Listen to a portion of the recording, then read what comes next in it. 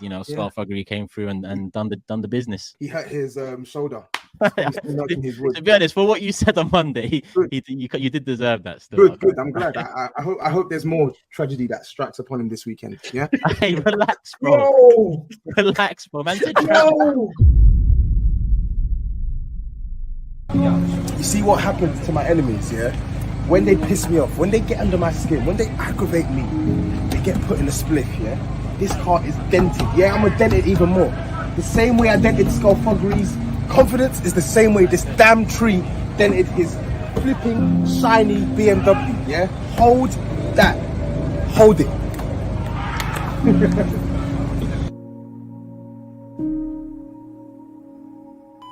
I, Tapping TOBS, accept full legal liability for the damage caused to this motor vehicle. I irresponsibly wish bad juju on my best friend Skull Thuggery, which caused the devastating damage you see here.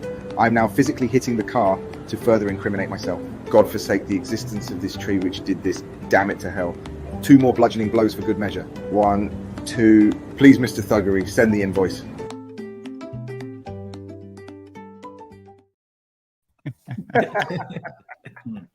I didn't even expect that on this Tonight Show. The accent kills me every single time.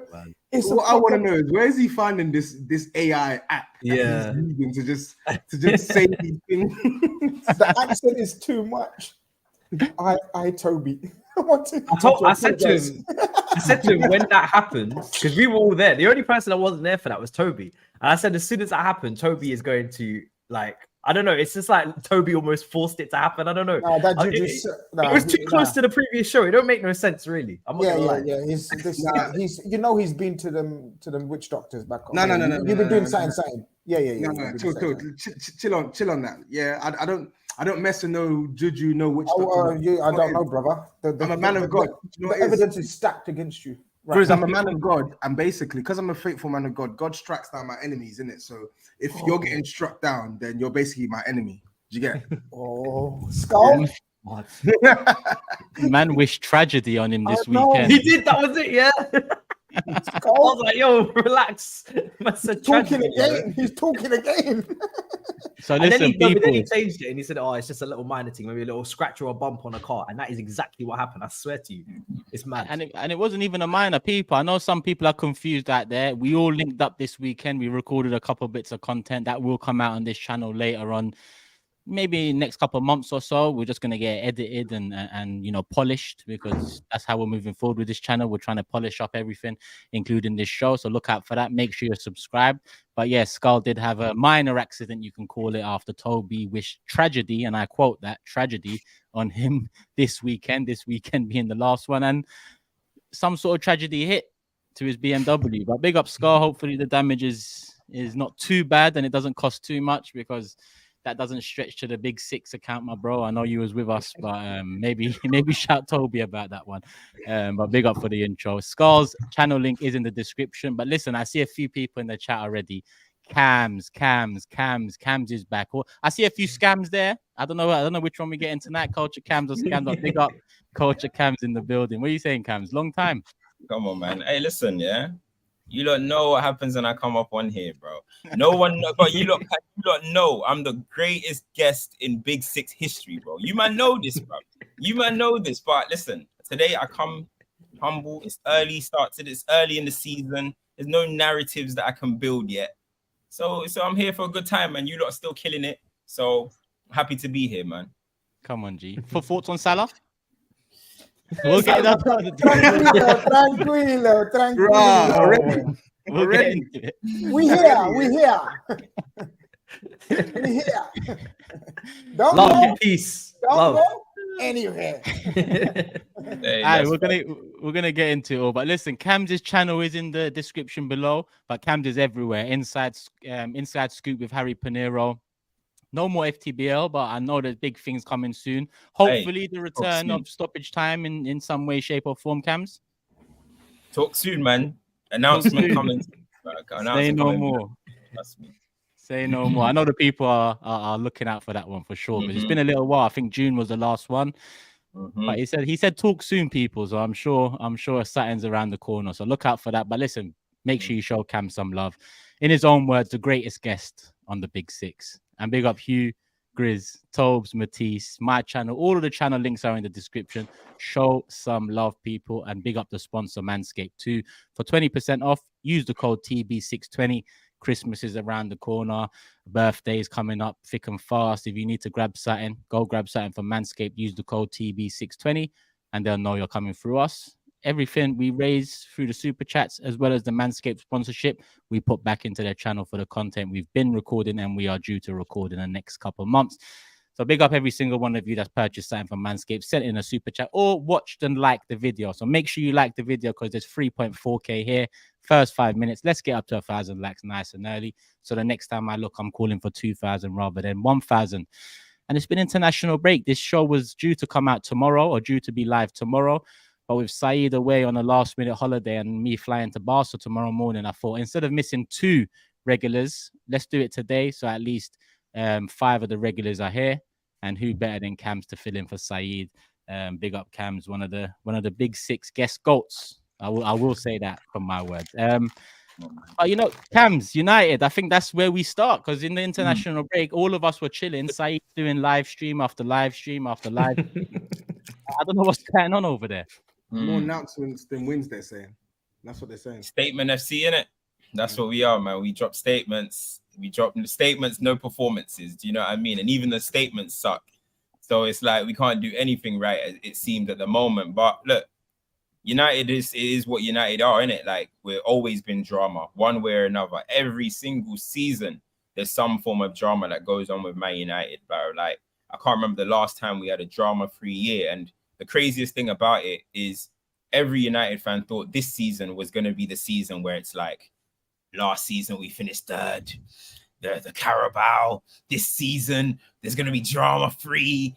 And then boom, boom, boom, Glazers, they might not sell. Flipping Jadon Sancho, Anthony, Mason Greenwood. Like, yo, it's just like on top. So now I'm seeing Ten Hag and Onana went back on his word about, I'm like, bro, this shit is crazy, bro, honestly. So it's a drama, it's a circus, but I've been used to it in the last 10 years. Ever since Ferguson left, I've been used to it. Even in Fergie's last season, there was drama with Wayne Rooney. So, hey, this has been a long time of drama every single season. So, look, all we can do really is get on the pitch and turn the negative performances and results into positive ones. That's the only thing we can control. All of this stuff that's happening on the side, what can you do about it? But as long as they go out on the pitch and deliver, that's all that matters. But you're looking at the next 2 games, Brighton. You're looking at Bayern Munich. Now, Brighton, that's going to be a very tough game. But United at home, it's turned into a bit of a fortress at home. Do you know what I mean? Whether we play bad or not. Like, I'm looking at everyone on this panel. We beat you all at home last season. Do you know what I mean? So Old Trafford is a bit of a fortress. So hopefully we don't go and lose to Brighton. But Brighton were the only team that beat us last season, I believe it was, in the league at home. So got to get back for that. But I'm not really confident for the Bayern Munich one, I'll be honest. Away, know what United are like away. Horrible.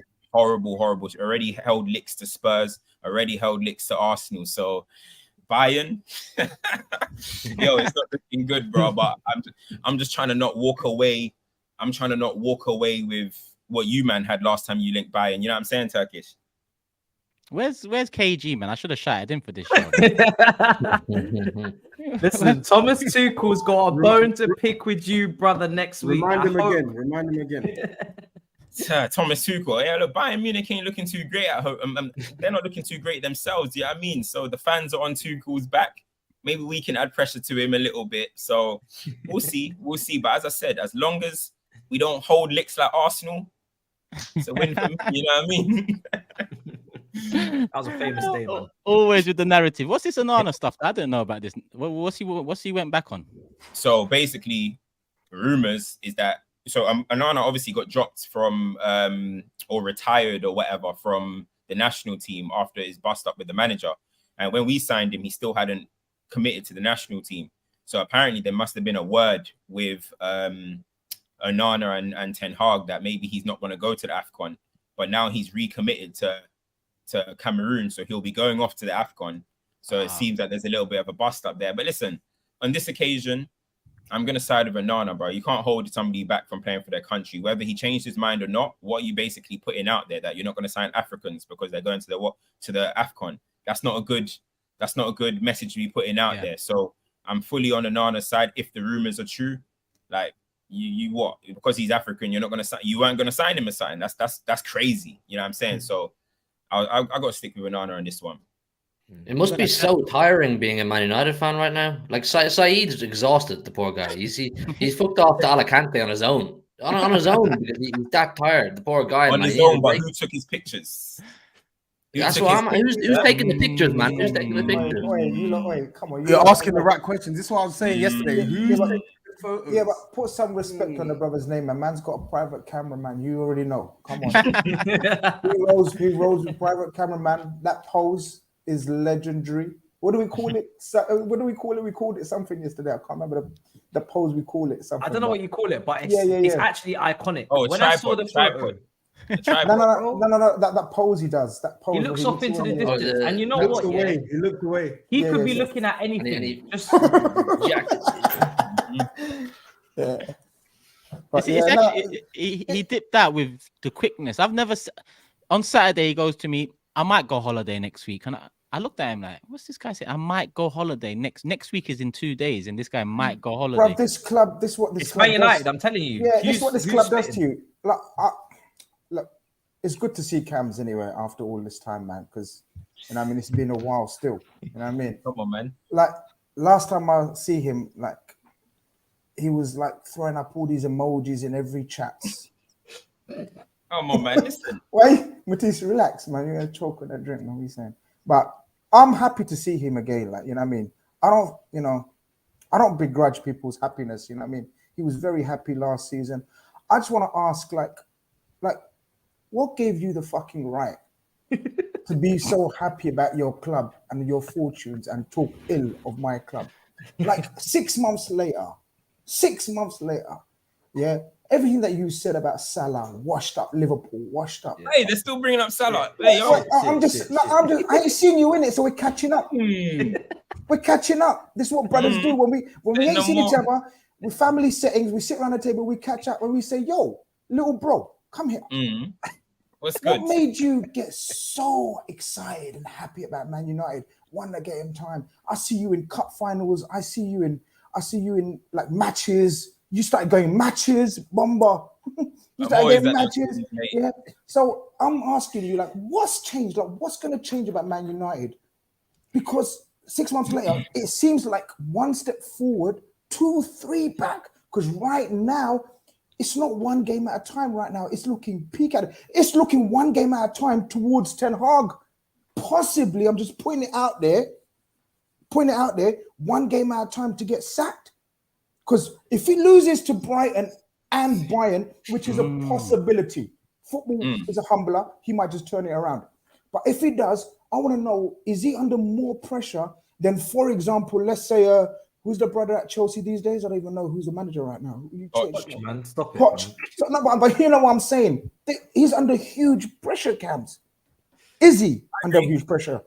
Do you know what? Look, this is the nature of Manchester United. It's a pressure pot. It's always something that's waiting to explode. Pause. But it's crazy at Man United, honestly. Like, you look at this club, bro. Last season, Ten Hag won most games as a manager in his first season than anybody, I believe it was. I think it was 42 wins or something. The season was positive. In the end, how Man United ended the season, you can say it was a little bit shaky. You know, we kind of crawled over the line for top 4. But it was still a positive season. But that's the thing about Man United. Because of the summer as well, it feels a little bit of an underwhelming summer. Because of the talk around Glazers and blah, blah, blah. There's always this negative feeling, a negative bubble around Man United. And as soon as one thing changes, it's like everything crumbles down. Do you know what I'm saying? And look, we know this. We know this as a club. But the difference is you thought, you have a manager that can possibly, what's the word? Like tame all of it. But it's showing. But this is it. So today's report, I don't know if the rest of you guys have caught up. The latest one is John Murtaugh and what's the other brother's name? Who's rolling in one of your Richard. Yo, they're coming in to try to settle this debate between the coach who you're supposed to be trusting the future of Man United in and your star boy trying to like you're undermining the coach here. To me, it looks like from the outside, you're undermining a coach doing his work here, trying to make peace talks. For me, and we said it last week, we had a bit of a row. Me and Matisse disagreed. I think Saeed definitely disagreed. I said, yo, in this situation, coach rules. Yeah. I want to know what you're saying. Bro, listen, 100%. Look, with this Jadon Sancho situation, I'm not sure what everyone's views on this panel is, but end of the day, look, it's been 2 years of reports of Sancho's situation at the club, right? Training, listen, how many players have you guys seen go on a holiday mid-season? I ain't seen that before. He was given that grace. You know what I mean? He was given that media protection, everything. So I'm on the coach's side in this situation. Listen, if he was saying this about Cristiano Ronaldo, or he was saying this about Mo Salah, he was saying this about Bukayo Saka, he was saying this about, I don't know, I would be like, nah, I don't believe it, because them guys are top trainers. But Jadon Sancho has always had issues with his training. Always had issues with training. You hearing Dortmund, he's had issues with his training. England, he's had issues with his training. And Man United. Let's not forget, he used the same word scapegoat at Dortmund too, when they punished him. So we got to remember this. Jadon Sancho. Are you listening? Jadon Sancho. My ears are open, brother. This is a Man United fan. It's a fact. Like, and the thing is, look, Jadon Sancho, he's from London, he's from South London, but I don't care. I'm not going to be biased in this situation. He has history of doing this, and to make it even worse, if it was like Tevez, Hazard, who they're bad trainers, but they get on the pitch and good night. Jadon Sancho is one of our worst ever signings. He is one of our worst ever signings. So you're not doing it on the pitch. You're not doing it off the pitch. You got given a vacation mid-season. Like, how much can we defend him in this situation? Then you look at people are saying, oh yeah, but if I was behind Anthony, I wouldn't want to play either. Do people remember that Jadon Sancho played a whole season before Anthony even signed? And he stunk. So let's not sit here and make too many excuses, because that's what Man United fans do. Man United fans make a lot of excuses, and then there will be the same ones that turn around and say, player power rules this club, man. I want a ruthless manager. But at the same time, you got a situation like Jadon Sancho here, and everyone's like, oh, Sancho, he's what about his mental health? And listen, pick and choose, because when Pep Guardiola was coming out here and calling Calvin Phillips fat, when Pochettino was out here dissing Dele Alli and saying he's not training well, when Simeone was saying Diego Costa is training poorly, all of this stuff, I wasn't hearing all of these. Oh, let's coddle him. Sancho makes the most money at this football club, and he's our worst signing. Come on, man, no excuses for it, bro. Sancho's your highest paid player. He's our highest paid player. He's number 4 in the Premier League. I thought it's Rashford now after his new contract. Nope. Jadon Sancho has gone 350. Bro. No, he is on the most, 100%. My point was not whether or not he's training. I don't know. So I was never going to say he absolutely has, because I don't know. But my point was always, did it need to be? Mic drop there, bro. Listen, he's spitting. But my point was always, did it need to be done publicly? Because who's won out of this? Like, I get it if you think you're going to get maybe the response of, you got to know your players, right? Jose Mourinho, Ferguson, they go with players differently depending on personality, depending on reaction. They don't just go with the same rule by everybody, because it doesn't work, right? Tevez will fuck off and play golf. Someone else might react and say, I'm gonna fix up. My point was always, did this need to be done? Is this actually going to help anything in regards of Manchester United? Who's won? Because for me, all I can see is everybody's lost here. I don't see Sancho recovering from this. I don't see Manchester United improving via this situation. I don't get it, apart from the fact that it's an emotional potential outburst after a defeat to Arsenal. And I get it, he hasn't trained well. He got asked the question, but the performance against Arsenal has got nothing to do with Sancho. Sancho's not played that game. Before Cam goes, I want to ask you, before Cam goes or Toby Wells, very quickly, do you think Ten Hag comes across like an emotional manager, Matisse? I'm going to ask you an honest question. I want to honest. To me, he doesn't. No, I don't think so. No, I actually think he's quite calm, calculated. But I think in that moment he might have been, because I think he's a last minute referee decisions. Nah, I think he's a very calm and calculated kind of guy, and I think, obviously, none of us know. I think he's tried every method with this brother.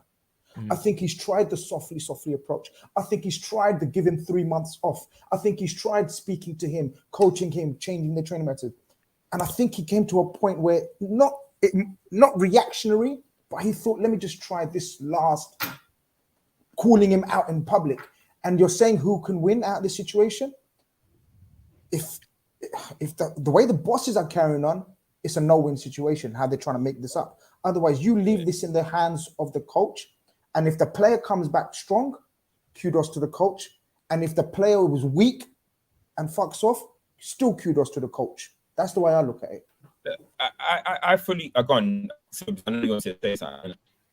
No, I just wanted to say, because I wasn't around when we spoke about this last week, and I actually agree with everyone, to be honest. I think I agree with you, Cams, I agree with GRIZZ, but I also feel like Sancho, as a professional with his own career on the line, had every right to defend himself if the manager's sort of calling him out publicly. However, I do think with Jadon Sancho, there's definitely more to it, right? Like, and to GRIZZ's point, there's been a lot that Ten Hag has allowed for Jadon Sancho to feel primed and ready to play for Man United, and he still hasn't got the reaction that he's wanted. I mean, we can talk about obviously how he feels about Anthony playing ahead of him, etc., but Garnacho's an academy boy. Garnacho wasn't even starting games for Man United earlier on last season, but Garnacho is now in the team. Why? Because the manager likes Garnacho's application. So, yes, I can understand Jadon Sancho's frustration that Anthony is benching him most weeks, but then you also have to ask yourself the question: how bad must Sancho be in training for Anthony to still be picked ahead of him? How we bad can't praise, and we all, to a man, even rival fans, yeah, we all praised Ten Hag's handling of all the other stars, right? We all praised, even non-Man United fans. We said, you know what?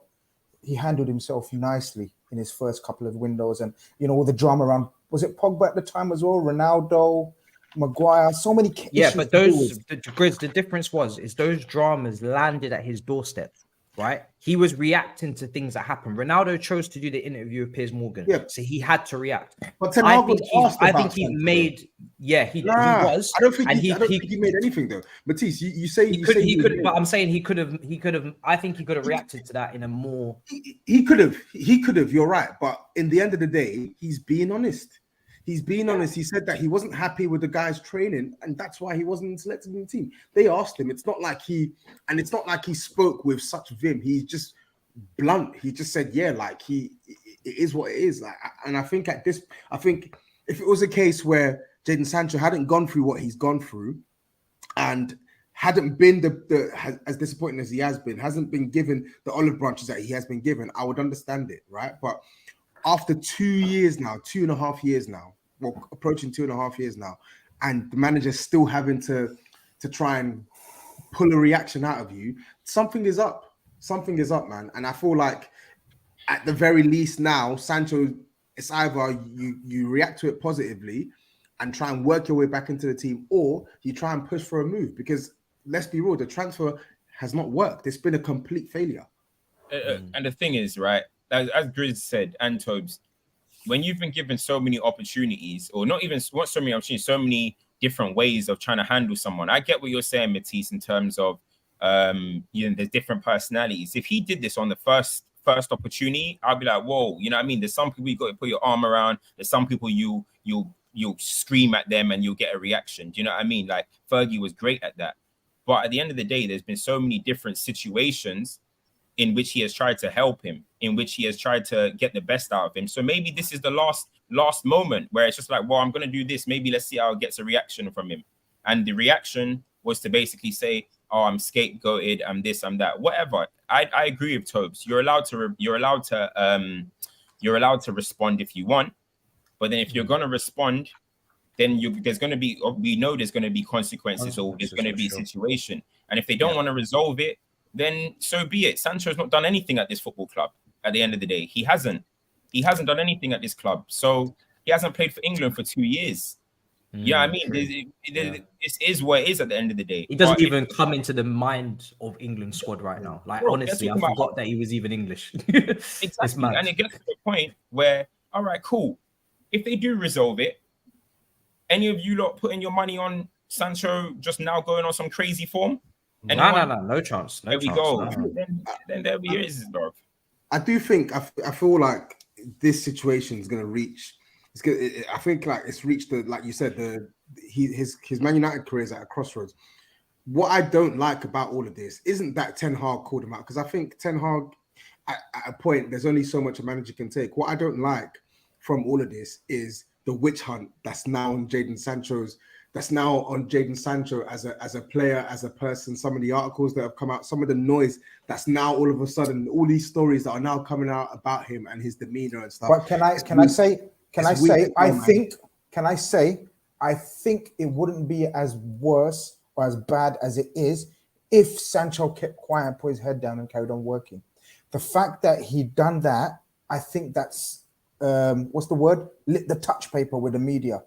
Do you get it? So if he didn't respond, then I don't think it would have been as bad. We know it's bad. We know how the media operate. But the fact that Sancho came out with a tweet, was it a tweet he done? Statement. Yeah. Oh shit! But you have to remember, in that statement, he feels like as if he's been made to be a scapegoat. So obviously, there's two sides to it. Obviously, the manager's opinion is final because he's picking the team. But Sancho obviously has an opinion of himself as well, and what he feels is fair. I don't know what goes on behind the scenes, which is why I'm not so quick to jump on Ten Hag's side. I understand the repercussions of putting it out and the fact that Ten Hag calls the shots. And I'm not saying that he shouldn't be calling the shots, because if he doesn't, then you have a massive implosion of player power and whatnot. I'm just saying, until Sancho really fully delves into what he means by everything that he said, I'm not going to jump to 100% Ten Hag, because at the end of the day, there could be a lot more to this than we know, and that's where I'm like, I'm not. Like so Cam sure. said, history is kind of repeating itself, and he hasn't connected with United fans yet. If he had one moment of connection with the United fans to at least lean on a little bit, maybe then it would hold more clout to fans like Cam's or whoever else has an opinion of it out there, Saeed and all that. But he hasn't got that moment, so it's just like he's come out like his shit don't stink and acted like it's kind of not on him, even though he's well within his right to respond. He is, but he's got to look at himself and say, how's it happening again? And this time it's happening at a club the size of United, and he is the highest earner. It's not Dortmund no more, where you go under the radar. It's not as big a club as United. You're not paid as much now. When you, and I've said this with Ozil, and I say this with Oba, when you sign, and I'll say this with Havertz as well, when you sign a contract, said it with Salah as well, 100, 300, 350k, you as a man need to understand, I'm signing this contract and the pressure is on me. You don't sign the contract and 3, 4 months, 6 months later start crying because it's not going your way. The pressure's on you, my bro. You signed the contract. If you didn't think you could live up to that expectation, and when you're on 350k, there is expectation, then don't sign the contract. Just be honest with the club and say, I'll take 200, I'll take 250. Now, a lot of people might laugh at that, but at the same time, that's relieving some of that pressure off you. You also can kind of take that wage and prove yourself to 350k. Instead, sign it. Should have accepted the 150. It's like signing up for a job you don't have the qualifications for, isn't it? I think there's a certain element of he underestimated the pressure that would come with coming to Manchester United with that amount of build-up. You remember how long it took to get Sancho from Dortmund to United and how much anticipation there was, and people talking about the second coming of Cristiano Ronaldo and he's going to be the next big thing. He's the 4th highest paid player in the Premier League. I speak about this a lot. Too much too soon can very often, more often than not, will have a negative impact on players. I mean, he was what, 22, 21 when he came to Man United? And you're putting a young man on that level of money and it doesn't bang for him. He's emotional. He's not feeling like it's gone well for him. So he's saying things like, I feel like I'm scapegoated. I don't think, from what I heard from Ten Hag, he was putting any of the blame on Sancho. He was asked a simple question, what's the story with Sancho? And he said he's not training well. He didn't say we lost to Arsenal today because of Sancho. He didn't say we lost to Tottenham because of Sancho. And now Sancho reacted. And what GRIZZ said is spot on. If Sancho didn't react, we probably wouldn't have this conversation right now. We would have said, oh, Ten Hag says he's not training well. Let's see how he reacts. But because he reacted and made a big statement, it was blown into a massive ordeal. And now it's Ten Hag versus Sancho. One says the other, who do we believe? But this is it. This is normal. As Cam's listed off 4 or 5 examples, managers do this. When Pep Guardiola basically came out and said, Calvin Phillips is too fat to play for my team, You didn't see Calvin Phillips going, well, no, I'm not fat. This is my body weight percentage, and Pep is wrong. And it became a beef between Pep and Calvin. It was just Calvin said, I'm going to get my head down and work. See, this is the thing. This is how I see it. I just see this is in these situations, it always just makes me. I just think, I don't know, Man United fans to me have become soft, man. They've become soft. Like, we always try and claim that we're this club, standards, this, standards, that. But then when these situations arise, Man United fans just move so soft in certain situations. But look, to be fair, a lot of the fan base are on the Ten Hag side or whatever, and a lot of the ones that are on Sancho's side, personally, I don't understand that. It's the same situation as when De Gea ended up leaving the club. I started seeing all of this talk about, oh, the way he was treated. I'm like, bro, are we doing a daycare here, mate? Or is this a professional club, bro? What is going on? They got their money. They've had their performances. They've had their opportunities. You didn't deliver. Please leave the club. Like, I don't get what all of this is about, bro. Everyone's just becoming so soft because there's nothing for Man United fans to hang on to anymore, except on the players. All it is player FC. Oh, this is my favorite player. I'm going to make this guy my Avi, or I'm going to do this. Bro, because we can't celebrate trophies no more. We can't celebrate title races. Man United fans get attached to players that fail year after year after year after year. It's absolutely bizarre. And listen, this fan base done this when it was Jose Mourinho and Martial. They done this with Jose Mourinho and Luke Shaw. This fan base do it all the time, bro. They get attached to these players. The players continue failing every single season. And it's like cuck behavior, bro. Sometimes I feel like it's like, how are you just watching this happen and you're still accepting it? Weird. It's weird to me anyway, personally. But Rio came out on which platform was it when he gave the example of what Fergie said about Keane, Roy Keane. Mm-hmm. All right, I don't know if it was with you, Cam. Yeah, no, I wasn't there. It was just on man basically called the whole fan base a bunch of Adam 22s. That's what you just did, man. You know, when you say that word, I can't think of anybody else's name in this world, bro. What did you say that for? No, Matisse, I get him though. Allow it, Matisse, man. Allow it. I get him though. But yeah, so but what we're saying is, like, if he said that about Roy Keane, and Roy Keane is the legend of legends of Man United, right? And Man United fans and Man United is built up on this. Yeah, we know what it takes to be at the top and stay at the top, and they should know because they were at the top for so long, and they know one of the reasons you stay at the top is you have discipline from the very top to bottom. And that iron fist was Alex Ferguson. How are you now saying every player is allowed to say what he wants, respond when he wants, how he wants? Fuck out of here. Mm-hmm. Are you serious? So everyone's allowed to say what they want, how they want, when they want? You know what happens? This is what happens. This is what happens. Man United of the last, 5, 6, 7 years, where every player thinks he's him. And it's the same fan base. It's the same fan base that will say player power. We need to sort out player power. Yeah, and then every single time there's a situation of player power. No. Allow him in it. Allow him. Yeah. They need to allow it, man. That's just my opinion anyway. You know. If you want Ten Hag to be the chosen one, the one who's going to drive you forward, so finally we've got a mean-looking manager. Good man's got bald head and goatee and this and that, and yeah, he's got tactics and he's got. Then entrust him with give him the power. Don't be bringing your owners and football directors now to try to do a peace treaty. That's undermining the guy who said he was asked a question. And we might not have the actual statement. So can how many people we got in your text? 5.9. Can one of you lovely people get the actual statement of Ten Hag, what he said in reply? Because I believe all he said was he was asked, why isn't he in the playing? Why isn't he in the team? Yeah, I don't mind moving on, but I'm here to just, you know what I mean, cuss United in it while in the mud.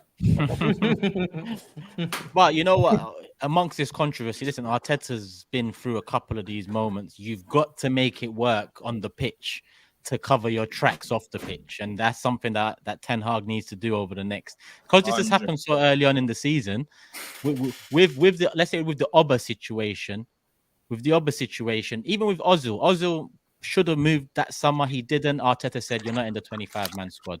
It didn't work out for us that season. The Oba thing came up as well. Luckily, it came up halfway through the season where in the summer, we've kind of kicked on and we forgot about Oba and how many great things he did for us as a player. But if it went the other way and Arsenal didn't kick on and we finished 7th after finishing 8th twice, then a lot of people would look back at that moment and say, look at the way this guy treated Oba. And look at what he done on the pitch. He didn't know. He didn't have a clue. So Ten Hag needs to get it right, starting with Brighton. 100%. If he gets it wrong, that's when the pressure cranks up. That's when the pressure cranks up. So top managers who back themselves, they're willing to take that risk. Mikel Arteta knew exactly what he was doing. And Turkish, you know this as well. At the time when he's making these big cutthroat decisions, plenty of people disagree with him. But because it worked out for him in the long run, now you look back and go and say, what a great job he did. Pep Guardiola did a few as soon as he came in. First thing he did, Joe Hart, you're gone. We loved Joe Hart. We said, what are you doing? That's Joe Hart. It worked out for us in the long. We got Bravo when he was a bit of a bozo, but it worked out. We got Edison in the end. It's these cutthroat decisions. Cancelo last January, acting the bollocks in training. Pep sends him off to Munich. Big call. Our season turned around. Many of us look at that and go, that's one of the defining moments from last season. So the managers with big bollocks who actually back themselves will say, you're not irreplaceable. I'm the main man here. This is my ship. There has to be a hierarchy. You can't have the clowns run the circus or the animals run the zoo type thing. And that's what Ten Hag needs to establish early doors. Huey, facts, because let's realize how good Cancelo is and was for Man City. Every week we were seeing Cancelo do some madness from fullback, whether it's left back, right back. We used to see goals, assists. We used to be talking about his passing ability. For him to make a call like that, a lot of Man City, I mean, I didn't hear Man City fans stick up for Cancelo. They must have been like, whoa, no, you know Cancelo? Why? Grizz, but you trust the, you know why? Because we always say anything Pep says goes. If Pep tomorrow forms beef with Erling Haaland, I'm going, Pep's my guy.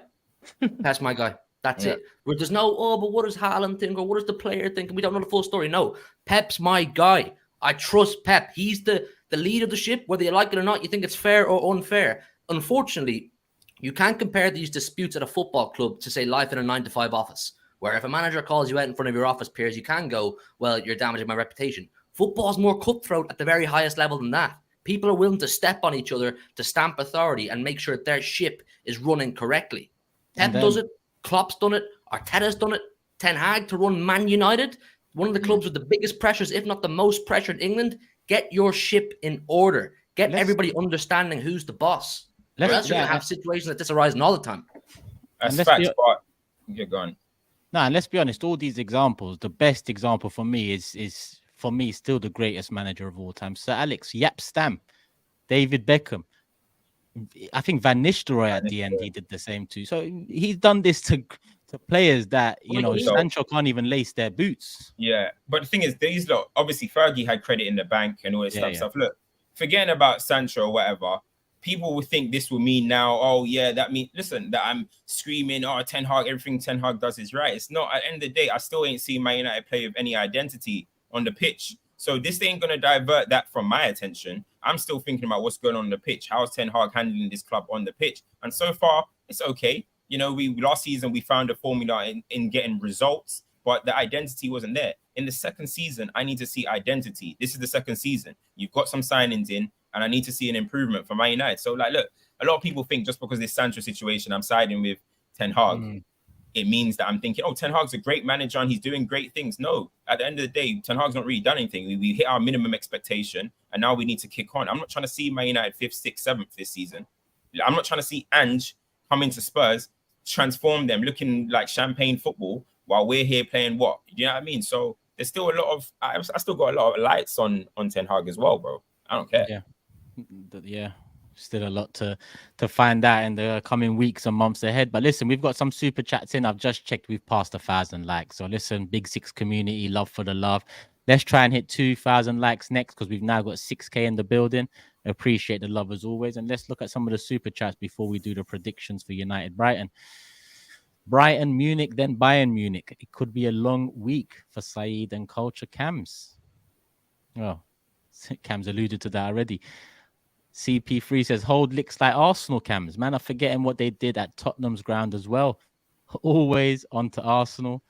And one here from Uncle saying, Tobes had the cheek to say, remind him, like they didn't slap 7 past you in your own backyard in your so-called golden era. Shameless spud. They beat you 10-2 in aggregate, so shut up. Yeah, come on, 7 in your own backyard in your golden era is crazy. Yeah, you took 5 in your own backyard. What's the problem? Yeah, we did. Well, was that our golden era? That was our fucking bronze era. How was that our golden era? How was that our golden era? Should we really delve into this now? let's not delve into it because I'll smoke I you. agree. I agree. Let's not delve into it because I'll smoke you. Because Nah, if we have delve into it, if we have topics about Tottenham's golden era, then you're gonna struggle. Bro, I brother, don't care about no golden era nonsense. The fact of the Of course matter you is, don't, because there hasn't been a fucking real golden era. You got pumped, we got pumped. Simple. Say no more. Probably a lot, innit? Touchline Tale says Your Man sake. United. Touchline Tale says Man United and Chelsea have ruined over 30 talented players in the last decade. Please, Turkish, don't let Matisse or Vulture Cams talk about. I'm not about to join the Havertz Defense League as much as I appreciate and I agree with. No, look at them. They're already trying to recruit. They've already set up this lemonade stand with Havertz at the top and they're selling it at a discount. Yo, please come and join our allegiance. Let your brother fight for himself. Yeah, let's see what he's really on for the season. Seeing as he's all this talent and Tuchel stifled him on all this bullshit. Talk now. I want dance now, brother. I want to see this season. You got your system, you got your style of play, you got your technical players, as Said would say. Talk now. Don't come with this, oh, please help me. Somebody. No, shut up, bro. I don't want to hear it. I don't want to hear it. Do not start this shit with me today, Arsenal fans. No. Man said, do not start this shit today. Kurt says, I fully agree with GRIZZ. Everyone is too soft. He didn't slander Sancho. He just told the truth. A good player would take the challenge and rise up. Yes, says Cams, why did Ten Hag not play Sancho false 9 when it was working pre-season and Rashford can't play there? Also, big fan, but the content is lacking. Fix up. What do you mean lacking? What content? I agree with that, though. I agree with that. I think, I don't know why every time Sancho came on, he was playing him on the wing when in pre-season he was playing him in false 9. I didn't understand that myself. See, and this is the side of things is why I won't be I don't scream like Ten Hag is my savior or anything like that, because I still see some of these things that he does on the pitch and I'm confused. When Sancho came on against Spurs, he came on against, I can't remember, maybe Wolves, and he played on the wing, and it kind of just felt like, hey, yo, you get on the pitch and just make anything happen. It didn't feel like any kind of plan there. So there's still stuff that Ten Hag's got to do right, man. You know what I mean? Nobody's perfect. He's not perfect. No, not any chance. I hope any United fan don't think that, because he's not. There's a lot of things that he's got to do. Mine says, how can you be made a scapegoat for being called a bad trainer? The scapegoat of what? There's only one person who can tell you if you are good or a bad trainer. Big up to the entire panel, says King Howie. A manager can call out whoever he wants. This is United. You got to turn up on time and perform. This is United.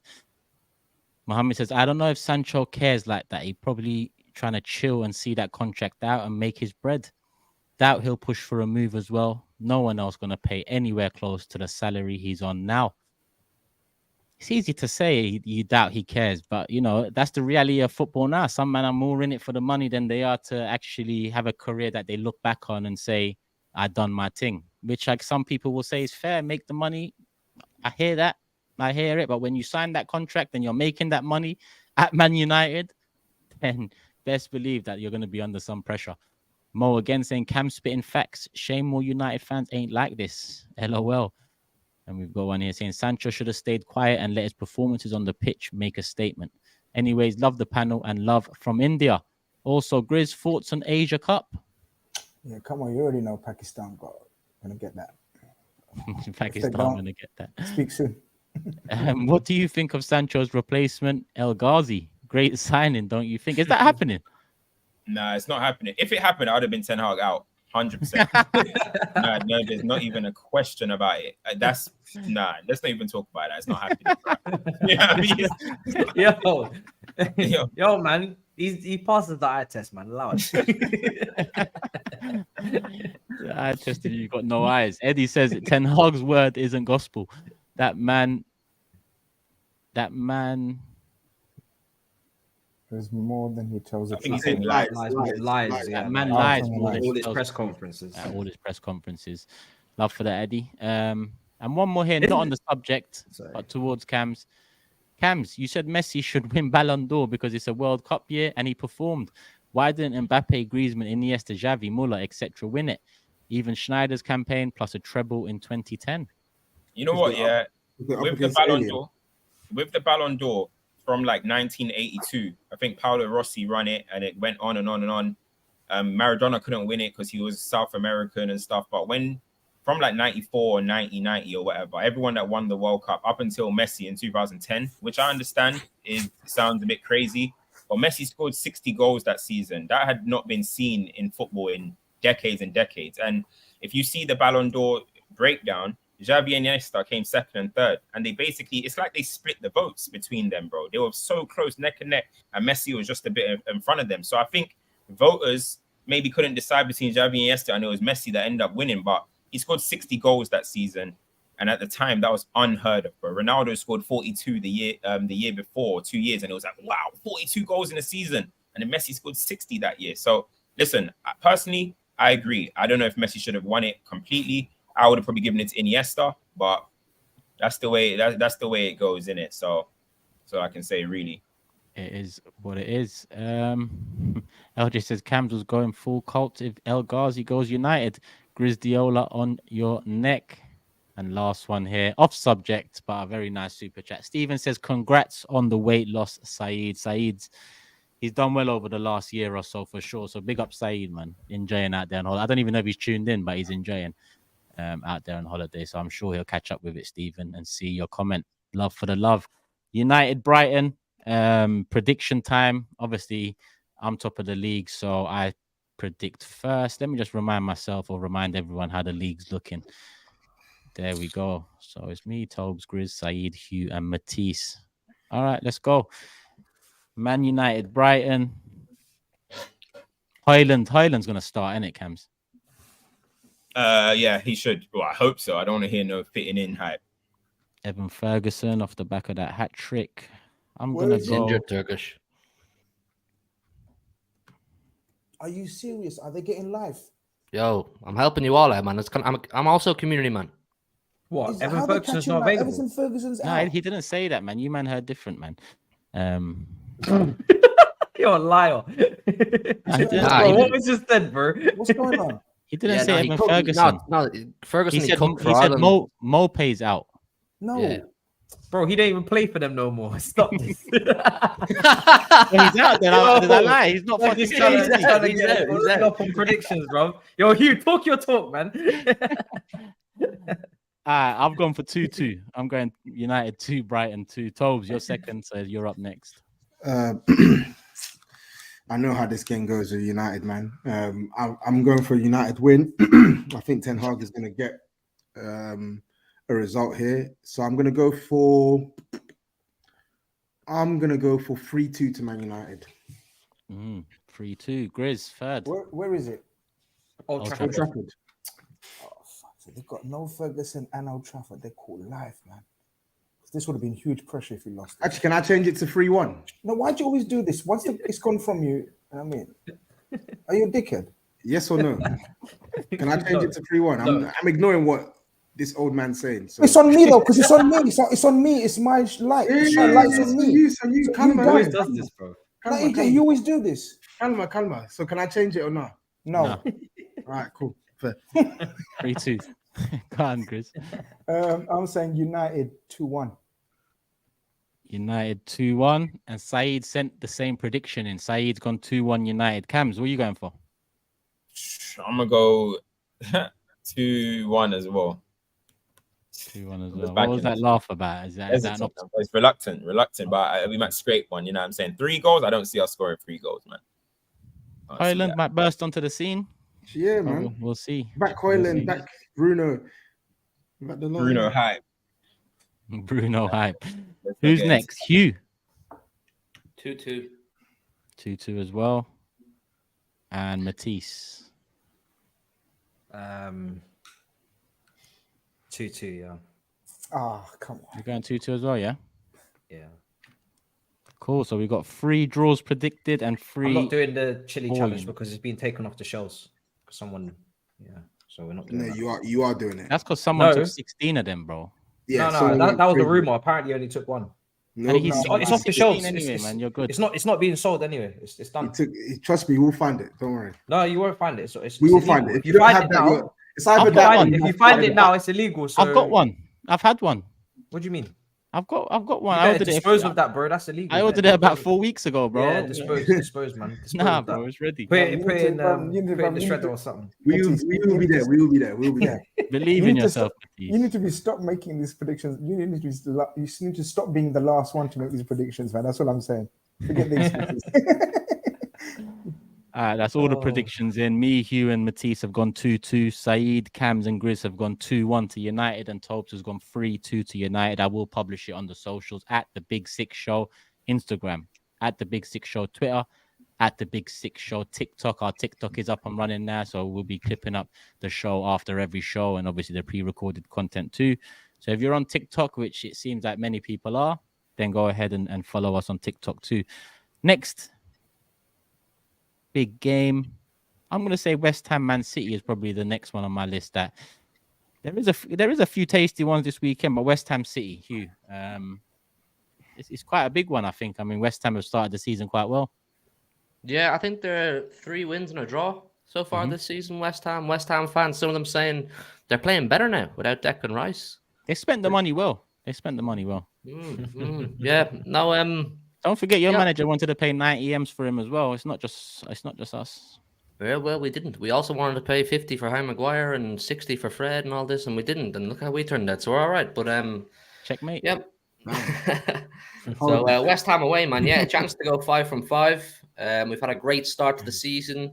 Everyone's playing well. I don't think we have any major injuries. I think John Stones is almost back to full fitness. Well, Mateo Kovacic, sorry, he has to get a scan. That'll be a big blow because he started off the season really well. But I think it's going to be a tough game, man. I've watched a bit of West Ham this season, and with all due respect, they don't play the most exciting football. They sit on the edge of the box, and they try and make it difficult for you. Really, really difficult. And sometimes that does work against us. You know, we struggle to break teams like that down. Tottenham being one of them. They've done that for years against us. United have done that a few times against us. And sometimes you can get the better of City. But I kind of run the same line I always will. If we turn up and play to our levels, we'll beat them. I think if we turn up and play to our levels, we'll beat anybody. That's the kind of way I feel about it. So I'm expecting a tough one. But Pep's back. Pep flew in this morning, back from Barcelona after his back injury. So he'll be on the touchline, ready, raring and ready to go. So yeah, I'm looking forward to it, man.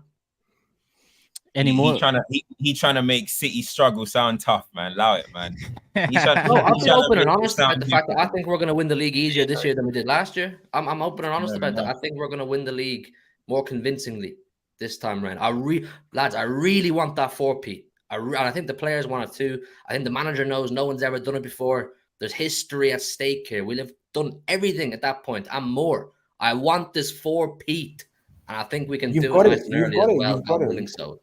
I said it at the back end of last season, like, even though you were losing some key players, once they get into their heads that this 4-peat is really on and no one's ever done it, the only ones stopping them is themselves, because that is incredible amounts of motivation. And when you look at City's team, a lot of the players, then they haven't won the league title 3 times in a row. A lot of them are last season signings, maybe the season before. Vardy was coming, Haaland. There's always fresh blood in there that aren't complacent and don't have this mentality of, oh, I've won all these league titles in the bank. Sterling's gone. Jesus is gone. These guys that collected all these titles we're talking about, they're not here. So there is no reason for a drop-off unless City do it to themselves. And, you know, I just don't see that happening. So unless Arsenal, the mighty Arsenal, after 93% of the season last year, rise. What are you talking about? They better rise.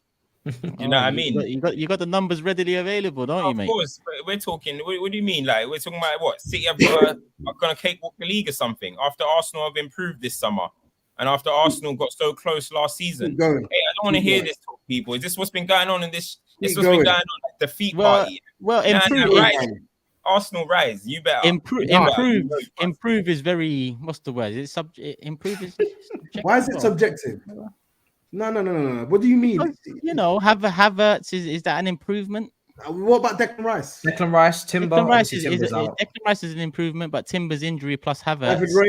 David Raya, that's not an improvement as well. Improvement comes with experience as well. The fact that you had last season under your belt, you know, you did the distance with City, 247 days on top. You put a lot of it down to experience. You didn't have the experience at that stage of the season being there. Now you have it. Go and finish it. I said to you on the prediction table day, I said, you must go and do it. Don't let these lot do this because. Right. No, I started this. I was No, the no, first no, to say it. but you know what's happening again?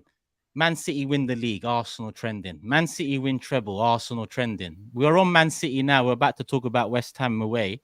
Arsenal are trending on the big six. You all want to talk about Arsenal? What's going on here? Ah, No, we'll have a chance to talk about Can we Arsenal give when talk about Man Everton. City their section in this show, please? Can we give Man City without having to bring the mighty Arsenal into it? I don't know. What else do you want to say about Man City, West Ham?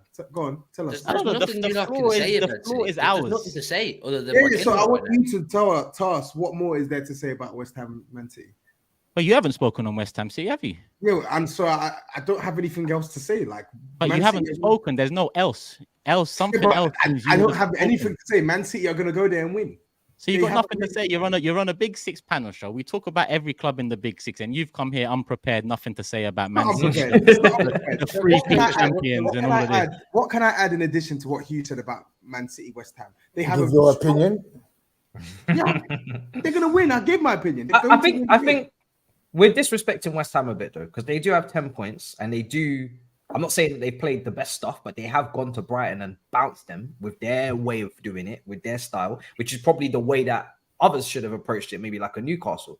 And they've signed some quality players. So I don't know if you said it, he doesn't expect it to be easy, but I don't necessarily think it's going to be a cakewalk. And anything Yeah, can I said happen. it We've seen Brentford with their, lump it to Mbeumo and Tony go and do a madness at the Etihad. We know what West Ham are going to be on from the get-go, the set pieces, Ward-Prowse, the counter, Antonio hold it up. So, This is my point about West Ham, though. I mean, about Man City's defense, though. yeah. Because West Ham, what we've seen in the past, how they approach big games, it's literally, and if there's West Ham fans in the chat that get disrespected, I don't give a shit. It's all about set pieces. What you're going to do to your community in the East, They've got the tallest team in the world, right? Or they always play the tall team. Well, now they ain't got Rice as well. It's going to be a big loss. And of course, I think that Turn your light on, man. What's this unprofessionalism, man? Twice now. Shut up. Who are you shouting Turn at? the light on, bro. Who's this? Turn the light on, bro. Who's this Irishman shouting at? Just shut your mouth, bro. I turned that light on, bro. Dickhead, bro. Turn Shut it on up, immediately, bro. I don't want to Shut see. up, bro. My battery's dead, and I'm trying to replace it. let's not trigger him. Let's not trigger him even more than he already usually is. But what I'm saying is, Man City are, oh man, it's boring, but we have to accept it. They're so equipped to play any Because of type the teams of as well. yeah. They're so equipped to play any type form of attack. So if you want to bombard them with long balls and set pieces, them four centre backs and Rodri are eating it. Are eating every cross, every set piece, throw in. You can't even do that. If Antonio wants to run in behind, Ake, Gvardio, these mans are one-on-one. Still right, Carl Walker. These guys are one-on-one demons. So I get West Ham had a wicked start, and whatever.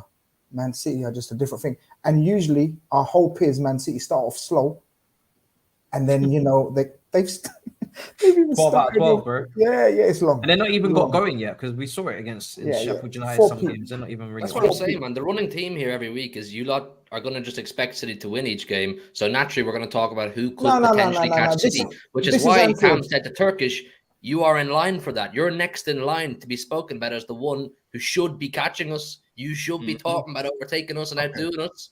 All right, let's do the predictions for West Ham City so we can talk about Arsenal. Yeah, let's fucking do it. Yeah? You're a big club, bro. This is where it is, man. It's how it goes. Bro, you want to be in the title talk, you got to have the title Welcome talk. back, man. It's been a while. We've been shouldering a lot of the burden in London, winning European Cups, going in title races. Bro, We tired, bro. give the Toby, don't history, even give dare. the Toby, history don't lesson you a dare rest now. start with me. Shouldering what? You ain't never taken responsibility over this, so you relax. I'm talking to Turkish right now. Bro. No, relax. I'm talking to Turkish. No. Don't do a lawless. Don't do a lawless. I'm talking to Turkish right now. Chill. I'm not I'm doing talking a to Turkish. Why are you involved? I just Why want are you you to be. involved? I want you to be factual, right? You just said we've been carrying the burden or whatever. Yes, of London. Yes, we have. Factually. Okay, but we're talking about Premier League title, right? Chelsea have not sniffed a Premier League title for about 5-6 years. So what are you talking about here? And neither has anybody else. So then, how are you carrying the torch for London? Because Just we've keep your been mouth- keep your mouth shut and let we've him been do going the to hold on. We went to two domestic cup finals with Liverpool. We were Why are you world talking champions. about We were cup world. We were finals? hold on. I about don't Premier League, understand. brother. I don't understand Premier why there's a League. polar bear in Egypt Premier right now. League. You are not involved. You are Premier literally League. not I didn't involved, say and you Spurs still are managed to involved. get the chest. When we get to I Tottenham, Why when we get to Tottenham, you're Why going to you be all mentioning shy, Spurs? all Why quiet, are all you mentioning withdrawn, Tottenham? all introvert. But then when it's time for me to talk to Turkish, suddenly now you've entered It's the not time WhatsApp for you call. to talk to Yeah, I'm Turkish. talking to him. Why are you interrupting? Turkish? Because we're talking about Premier League titles. Bro, Titles all I'm right saying now. is what I said. We shouldered the Please. burden. World champions, domestic cup finals, shouldered shit. penalties with Liverpool, shouldered winning shit. European cups. We're Federation. tired. We're taking a little bit of a break, and I'm just asking Turkish if he could step up because you're not going to. And even West Ham had to do something last season. I'm just asking if Turkish now, if you could just take the mantle for a second. It's a relay race, bro. Work with me here. Run with me here, Not bro. shouldered shit. You've Man, been run fed with me, a man. golden spoon. You've been fed with a golden spoon by Daddy Cowboy. When Usain Bolt does his relay races, someone's got to pass You've the been fed baton. with It's a golden time for you, spoon man, by to pass Daddy it. Cowboy, You got to and pass you it, bro. you have I your will daddy run the carrying race. the mantle. I will run the end Allow of the it, race, man. but at some point, man, you got to run with Allow me, it, man. man. Come on. Please, Pass please, the bro. baton over, Please. bro. Please, bro. Allow it, man. Please. All that please. money Levy's spending, Please. man. Pass the baton over, Please, man. man. Allow it, London's man. a tense place right now, man. London's a Please. tense place. Crazy. We're man. carrying the baton. No, we're carrying the baton. None of you are carrying fuck all right now. It's crazy because the thing is, he actually thinks that this has anything to do with Spurs. It doesn't have anything to do with Tottenham. It's literally me correcting his nonsense statement about carrying what fucking league burden. You finished 12th last season. Did I miss something? What, we can't clock out? We can't clock out from the shift and take Okay, break, what bro? about the season before? You want us to work 24/7? What's wrong with you? You can't, What about we the can't season clock before? out. And the season We can't before, clock out. Season before, man. All right, cool. Season before, we won the Champions League, bro. We clocking out, man. We taking a League. break. Matisse, You always on break. You're one of those workers that always on smoke break. Matisse. Come back inside the shop and stack them League. shells, bro. Work with Why us. do you keep doing this? Work You're with us, doing a bro. lawless. Why do you keep doing Work this? with us, bro. You're always on smoke break, man. Work with I'm us. talking to you about the league. Why are you telling me about Champions League? League, brother. League. Turkish, man. You get it, man. Don't worry about him, man. You don't get it. No, I don't get you still. I agree with Tobes here. I agree with Tobes. Listen, West Ham United predictions. Before that, let me just check quickly. Yep, some City super chats. NPC is always saying we should worry about 115. You should worry about 114. The number of points we could put up if your teams keep being shite. You see the Donny who leaked the documents that directly got us led to being charged has just been charged himself on 9 accounts. I see that. So Stop his snitching. evidence might be scrapped. Yeah, but Stop you know what I mean. People. I mean, he's getting done for leaking documents, not leaking false documents. Throw in the towel now, Premier League. Lord Panic's in the case. See, the thing is, right? You know what they say, innit?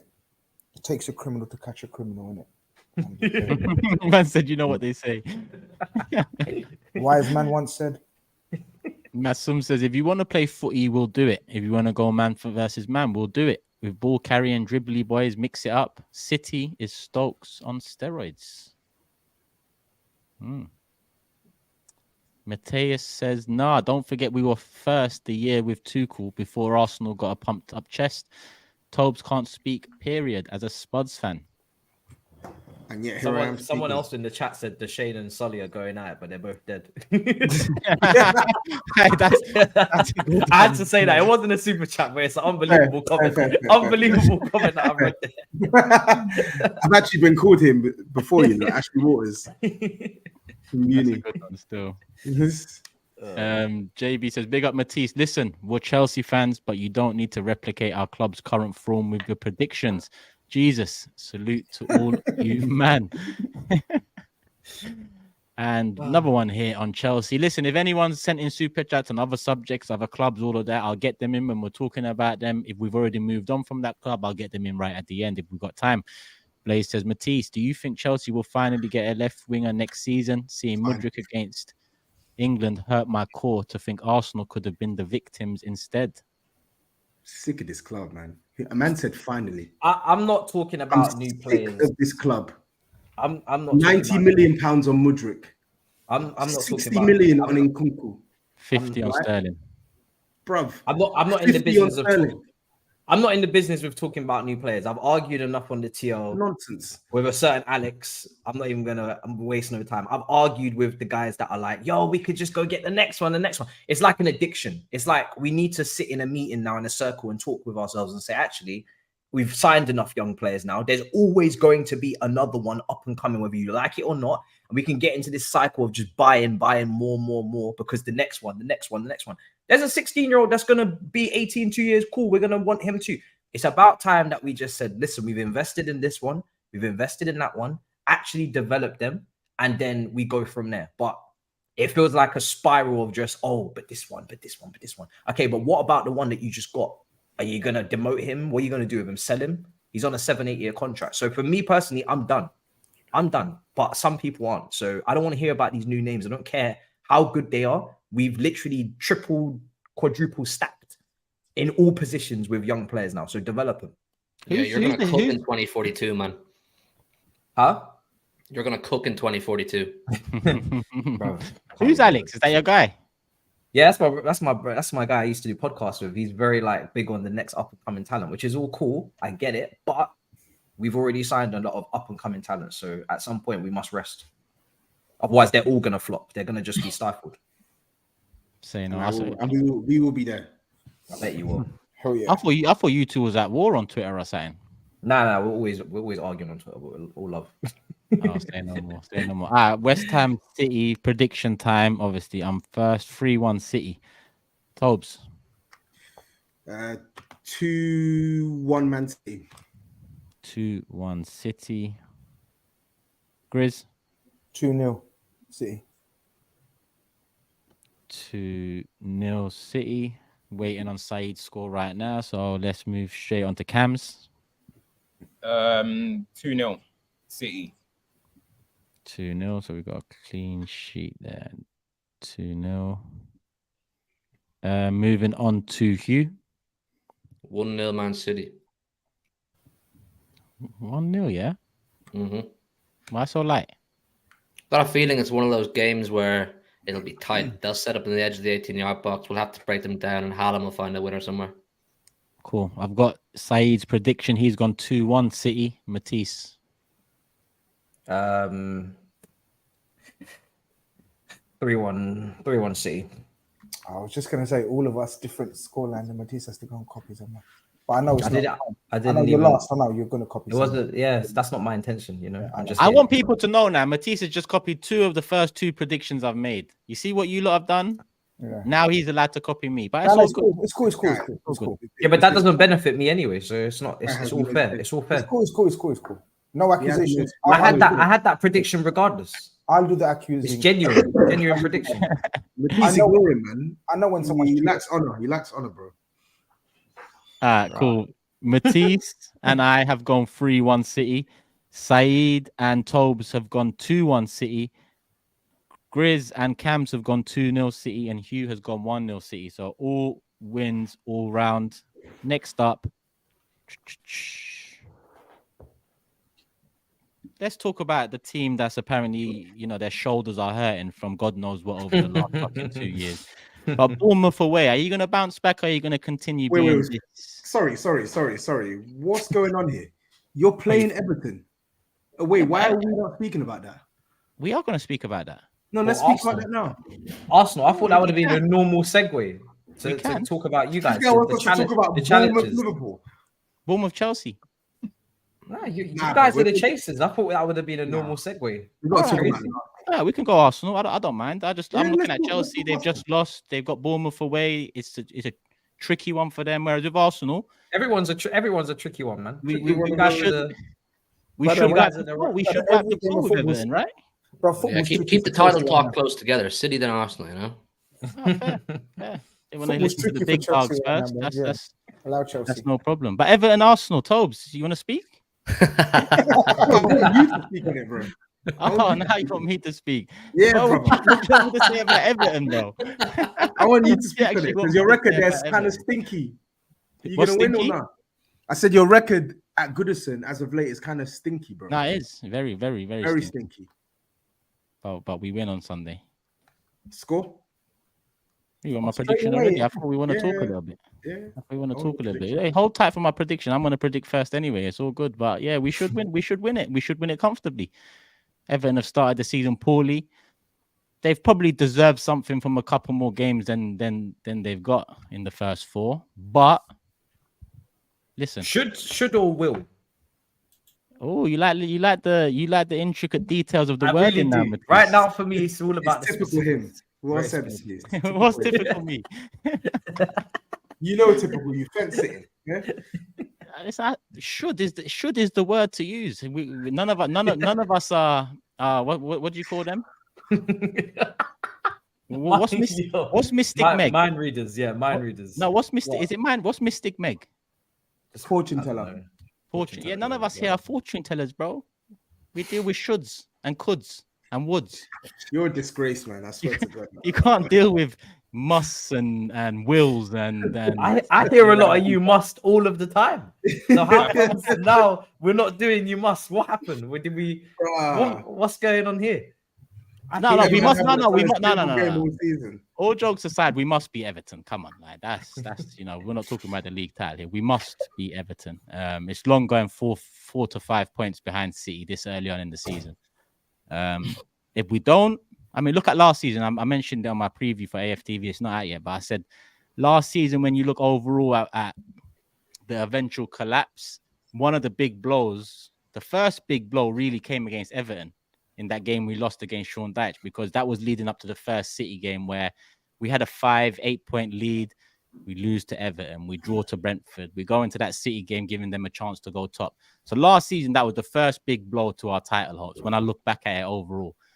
This season, it's a very early game, but if we draw or lose and go 4 or 5 points behind City this early on, it can be the first big blow to our title hopes this season. And there is title hopes this season.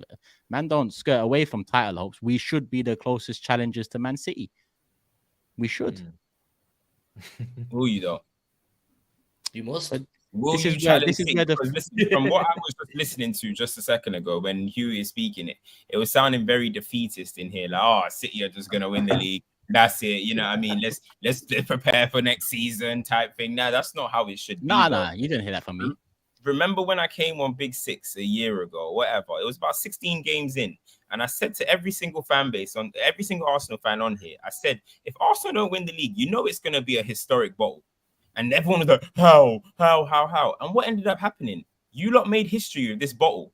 And I said it, and this Big Six community tried to cook me. And in the end, Arsenal did officially have a historic bottle of the title. So now that you lot were the closest, let's not forget, when Liverpool didn't win the league in 18-19, they went the next season and won it. When Jose Mourinho called Chelsea the little horse, they went the next season and won it. I'm not trying to see this defeatist mentality that Arsenal fans are trying to do now, or I was just seeing a second go of, but City are just going to do it. You lot have got to match that energy, because a lot of Arsenal fans are putting themselves in them conversations with Liverpool, the old Liverpools, And you know what Liverpool did? They matched City's energy, bro, and they went and won the league. So Arsenal, please rise, because everyone's relying on you lot. Everyone's looking at Arsenal to be that team. There can't be any excuses. And by the way, if you guys don't challenge this season, you lot are talking like your manager's job is safe forever. No, fair. 4 years, no trophy, gets That's close fair. to the title challenge and doesn't win it. Are you going to win the Champions League? Hey, Arsenal's European pedigree is not good, bro. Let me tell you that. So you can't bank on that. Listen, you man are talking from a good position right now. But if you go trophyless and do not challenge for this title and push City to the very end, I'm gonna watch your fan base in the summer. Trust me. No, I agree with you though. I agree with you. I agree with you. No, listen, you mentioned Man United fans earlier in your segment and how it's turned into a daycare. People are too close to the players and they want to protect every single thing more than being real about what it is. The reality is, if we don't challenge again and we don't win trophies, then the pressure is on Arteta. The pressure could be on Arteta this season if we don't get close to City or to overtake them at last. Let's say, well, not at last. It's been one season challenging them. But the reality is the pressure's there for Arteta, 100%. I was on 888 a few weeks ago. I put Arteta as the manager under most pressure because everyone expects us to kick on from last season. Kicking on from last season doesn't mean winning the Premier League. because Manchester City are in it. They're always favourites. But kicking on means you challenge again. You get more points. You concede less goals. You get a trophy in the bag and potentially a Premier League if you do it right next time. But we can't. We can't. Now what? I disagree, bro. I disagree. You have to win it this year because Liverpool are coming, bro. Pause. But Liverpool are on their way up. Do you know what I'm trying to say? So Liverpool are coming, but it's the next season. Liverpool will challenge for the title, This season, they're just gonna, they're gonna do their little thing, maybe make some noise. But next season, they'll be back challenging for the title. This season is Arsenal's year. This is the closest you will get to winning the Premier League, bro. You got close last year, but you might not get as close as last year. But you got close last year, and this is the lane. This is Arsenal's lane because we can already see the resurgence of Liverpool about to come. Trust me, bro. But why does that have an effect on us? If Liverpool are in the title race this year or next year, why shouldn't we be? Because I have a good feeling Liverpool will be better than you next season. Shit, Uncle Grizz what makes you say that? away over there. Look at I think Liverpool are on the way up. stars in his eyes. Grizz's silence is deafening. He's blushing. You don't think Man, what's his next message, man? Man need to stop calling him Culture Chicken can, Scam. they're saying. Nah, man. What kind of collaboration Don't mixtape is this? Don't seek refuge over here, bruv. You Liverpool fans, don't seek refuge over here. Can. You lot chat the thing last all the time. Bro. What makes you, Cams? You said Liverpool are on the up. Why Culture can. Culture can, bro. He can. Man, stop the culture scam. No more culture scams. Yo. Ban culture scam is back to culture cam or culture can. Listen, let me tell you why, right? Liverpool, they look like, for me, they've signed these midfielders, right? Okay, we can't guarantee Salah's going to be the same Salah every single year. Guarantee that, brother. We can guarantee the. I mean, who knows? We don't even know what's going to happen with his future in it. But God's great. What we do know with Liverpool is at the moment, for me, things are going to start looking positive. They're already looking a certain situation where, all right, a couple more signings and Liverpool can go and compete again. That's how I see it. So when I'm looking at this Liverpool team, I think they will be a pressure. I do think they will compete eventually. And I think that will be next season. That's why I think let's not forget, they've got a world-class manager, bro. They've got a world-class manager. And the one criticism everyone had of Klopp was he doesn't have a plan B. I think we can all agree, maybe we saw that last season. But you know what? When Klopp gets his plan A, it's peak, bro. And this season, it looks like Liverpool are getting back to that plan A. They're looking like that 17-18 Liverpool for me. So, and I know how Liverpool kicked on next time. So I just think a couple more signs. With you. I agree. Liverpool do look like they'll be returning. Maybe even this season they might be up there again. But why can't two things be true at once? Liverpool are on the up and Arsenal are on the up. I just think if you got a two-man race with Arsenal right now, with City right now, I just think if Liverpool come into this equation, it gets a bit more peak, bro. It gets a bit more scary. And I don't think Arsenal will handle that. You know what I mean? Liverpool have been there and Klopp. Pep has been there and City. Arteta, you've been there and failed.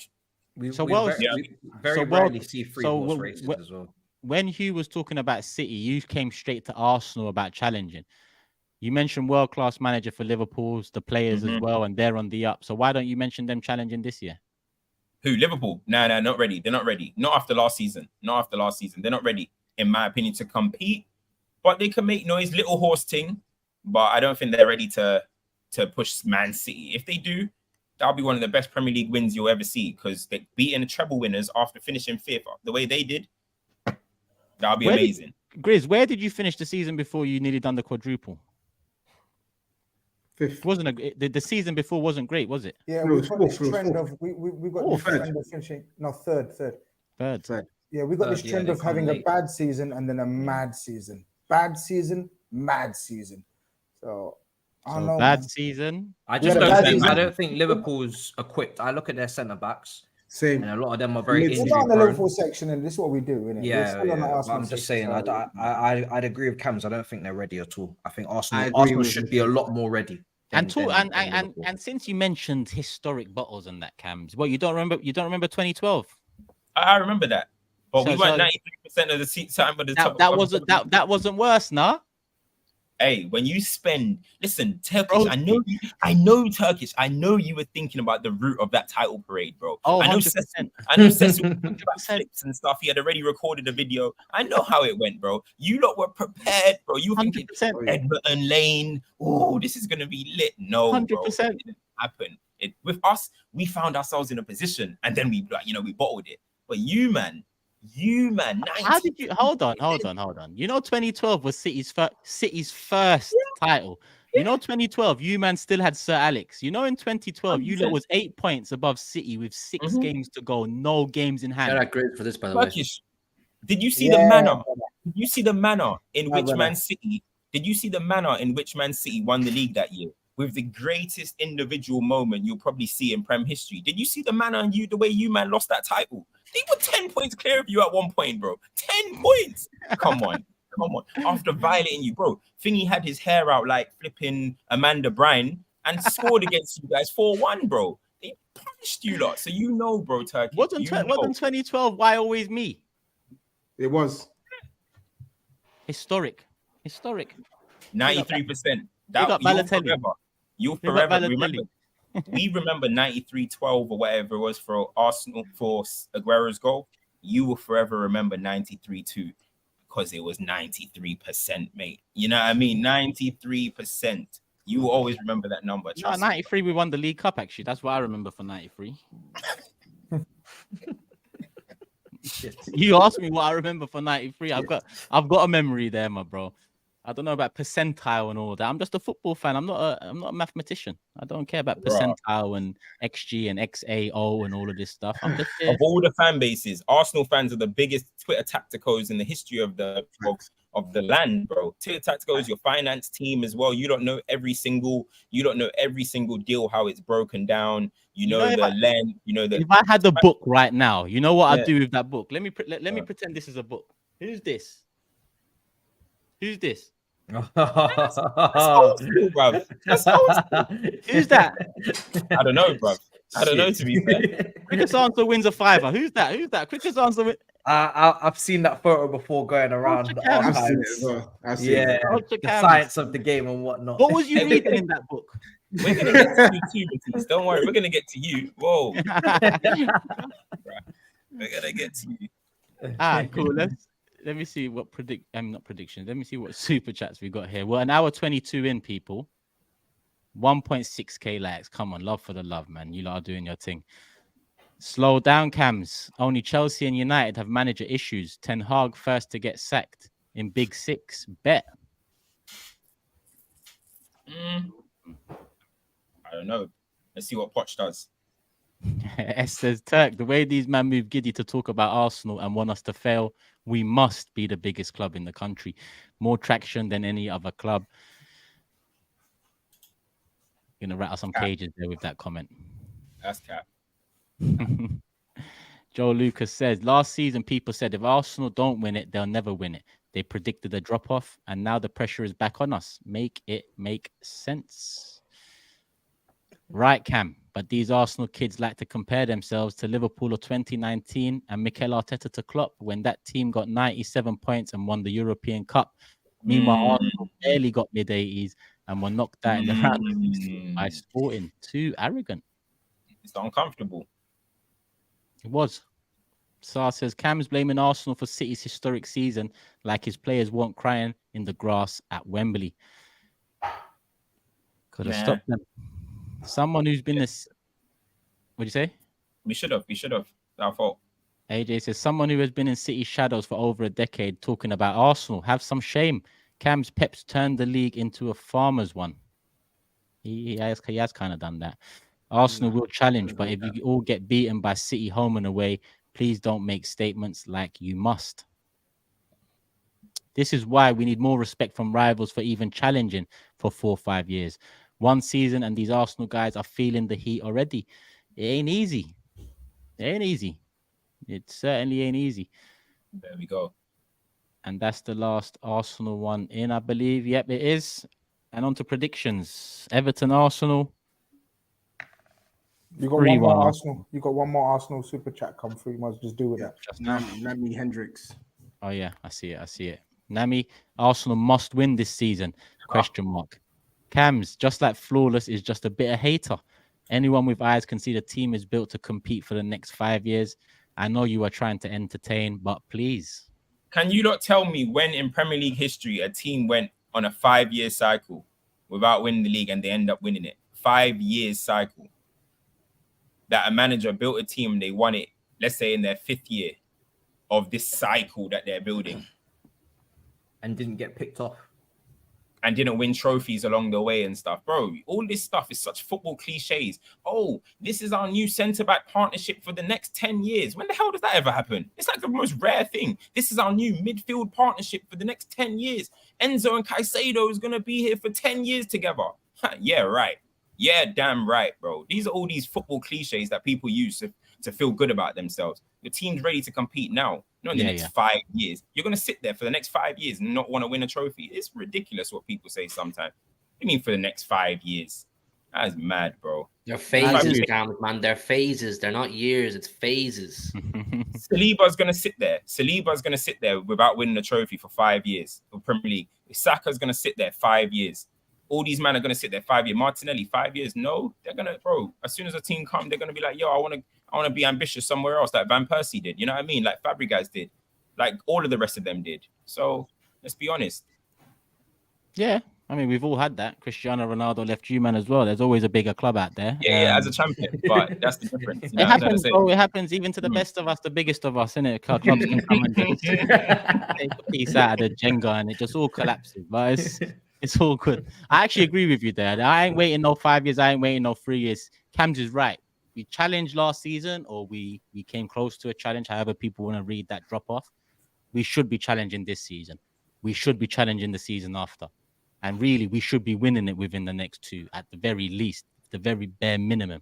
So I actually agree with Cams there. But prediction time. I'm going 3-1 Arsenal. Tobes?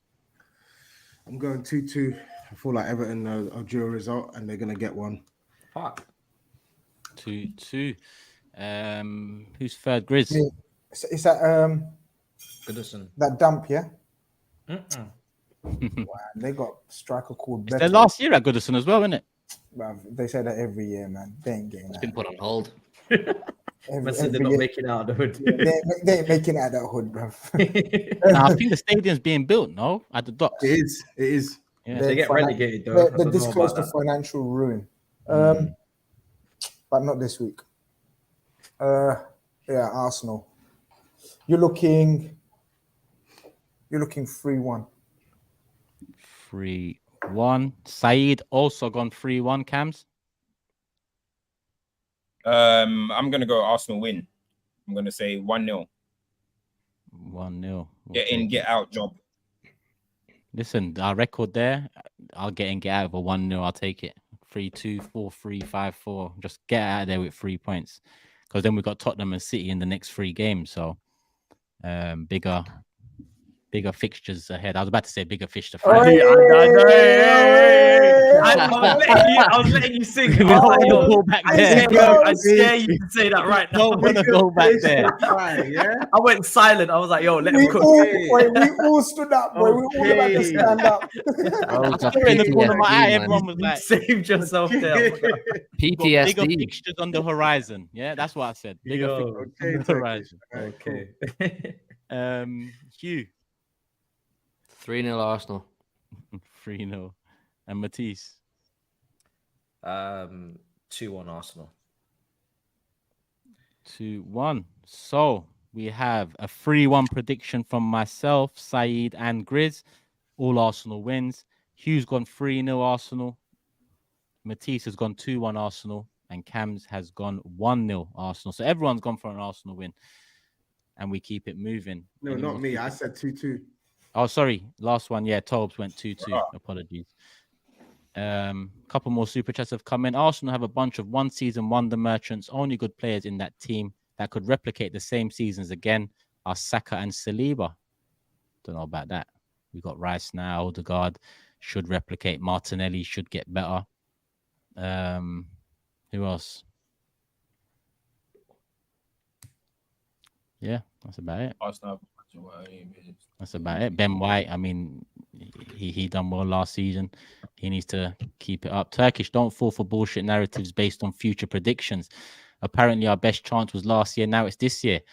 I have a good feeling, hype. Listen, you know what it is. You can see how excited everyone is to talk about Arsenal.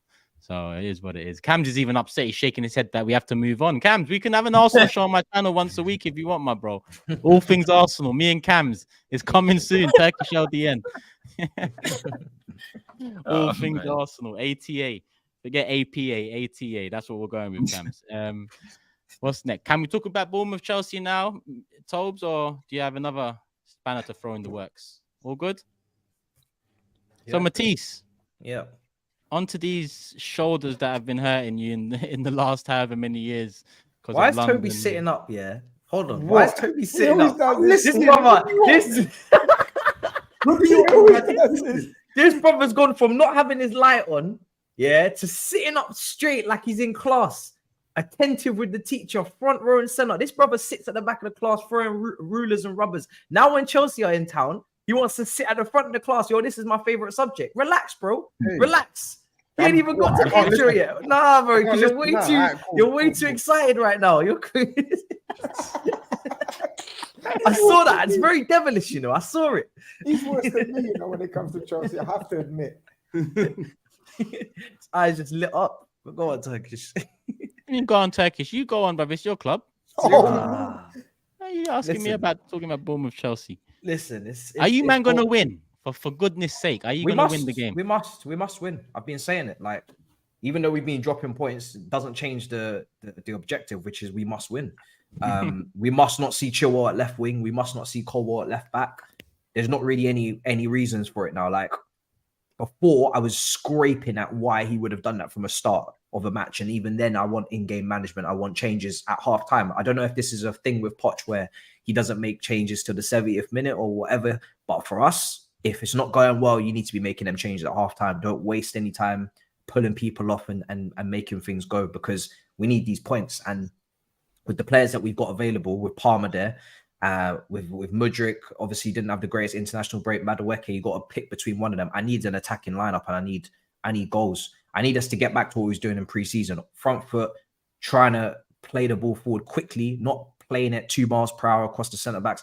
One of them centre backs need to get benched, because I don't see the point of why we're playing the 3 centre backs, but we're not even defending competently anyway. I'm seeing people get spun. I'm seeing people get out muscled. So for me, the whole purpose of the 3 centre backs is lost when you're conceding goals, especially from set pieces. So yeah, I need these 3 points. There's not really much more to it. There's no excuses. There's no nothing. It's just, I need this win, because we need to start climbing up the table. I can understand if this is going to be a season where there's some jeopardy with the top teams, maybe Man City, Arsenal, we might come off worse for wear and away from home, whatnot. But for the majority of the season, I need to see an improvement on the performances. I need to see points, because the objective is still Champions League. Nothing has changed. Like, not a single thing has changed. Sorry, Tobes. I know you've got something to say. Go on. No, I wasn't putting my hand up to speak. I was just saying, when you were saying, oh yeah, like if it was Arsenal, Chelsea, I understand. And then, but yeah, I'm saying no. You must win. Well, we're not going to win every game. Like, I'm aware of that, clearly. No, you must win. That ship has very much sailed. Do you know what I'm saying? But I'm not talking about every game. I said this weekend. Yeah, this weekend, bro. There's no nothing. I don't want to hear it. This weekend, we need to win the game. We need to win the game, and I need to see an attacking lineup, man. It's too much thinking about what others are going to do to you, and not enough. What are your strengths? Play to those. What are we going to do damage-wise to the opposition? So just to confirm, you're talking to Mauricio Pochettino now, right? Yes, very much so. 100%. I can't talk to anyone else. He's the one putting Chilwell at left wing. That's such a Pochettino trait, though, isn't it? That's the one thing that we said, that is he expansive enough for your fan base? Is he, you know? I don't need him to play glitz and glamour, really. If you want to be pragmatic to a certain degree, that's okay. But when you're playing Chilwell at left wing, that's when I'm like, especially when you got 13 wingers that you've bought in the last 12 months, like literally. Like, some people might think I'm exaggerating with 13, but if you count up the youngsters, there's probably 9. Like, probably bought 9. It's mad. But you got to start winning games of football, bro. However you do it, I agree with you. It's not about glitzy football, this and that, but you've got to show some intent, especially against teams. No disrespect to Bournemouth, but like Luton's the only team you've beaten. That's fuckery, man. You can't carry on like that. No, I can't. You just got to win, and it's not going to be easy. Bournemouth away is not going to be easy, and it's one of those ones where you get into a rut like that, and you can't see where you're going to win games from. I remember you last season where you was like, you didn't know where the next point was going to come from or the next win come from. I was aiming for 40 points, bro. And you was, and you know what? Moving on a whole 6 months, you're still in the same boat. This is mad. It's mad because you look at how much they spent and you think you must. You look at them on the pitch and you think, like, what the fuck? That's why it's hard to balance. Like, how do I approach Chelsea? If I talk about how much you spent, then Bournemouth, we're really discussing the difficulty of Bournemouth. But then you look at them on the pitch and you understand why. So I don't even know how to attack Chelsea anymore. I don't know what formation to use. I don't know whether it's, you need to press them or you need to just, sit back, low block and let them crumble themselves. It's the low blocks. It's the low blocks against Liverpool. That's probably where we may have played our best football, I'd say. Luton, even in the first half against Luton, I wasn't really that impressed. It's only the second half they actually started to click. Against Liverpool, second half is where we played our best football, but that's obviously because Liverpool's they don't sit back. When Chelsea come up against low blocks, they always seem to struggle. So we want teams to come out because that will leave the space for us. You win this game. They'll win this game because Bournemouth under Areola, they'll play like that. They'll press high in moments, right? So they'll give Chelsea the space that Chelsea need, right? I just think most importantly, like Matisse said, Poch just needs to stop faffing about and just play a team that actually wants to hurt teams, right? Mm-hmm. Like you're playing a gazillion defenders, you're playing a gazillion midfielders and only 2 attackers on the pitch. Like, bro, cut it out, man. This is a guy who was playing 4-2-3-1, 3-4-3, 4-4-2 diamond at Spurs. Like, bro, just cut it out, man, and just play the attackers that your team has spent the money on and get the job done. No excuses for Chelsea.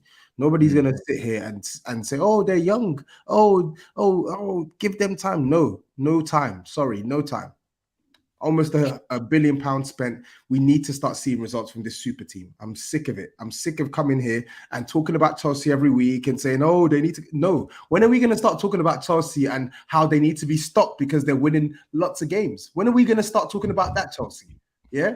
And it's mad because I'm saying this. I don't want that to happen, but I'm just tired of coming here and having to mollycoddle Chelsea. Oh, they've got the young. I'm tired as well, brother. Me and you both. Win. Fucking win already. I'm sick of it. The time is now. Bro. Forget you must. The time is fucking now. Bruh, look at the fixtures they've had, fam. Nottingham Forest at home. It's feeling like WWE in here.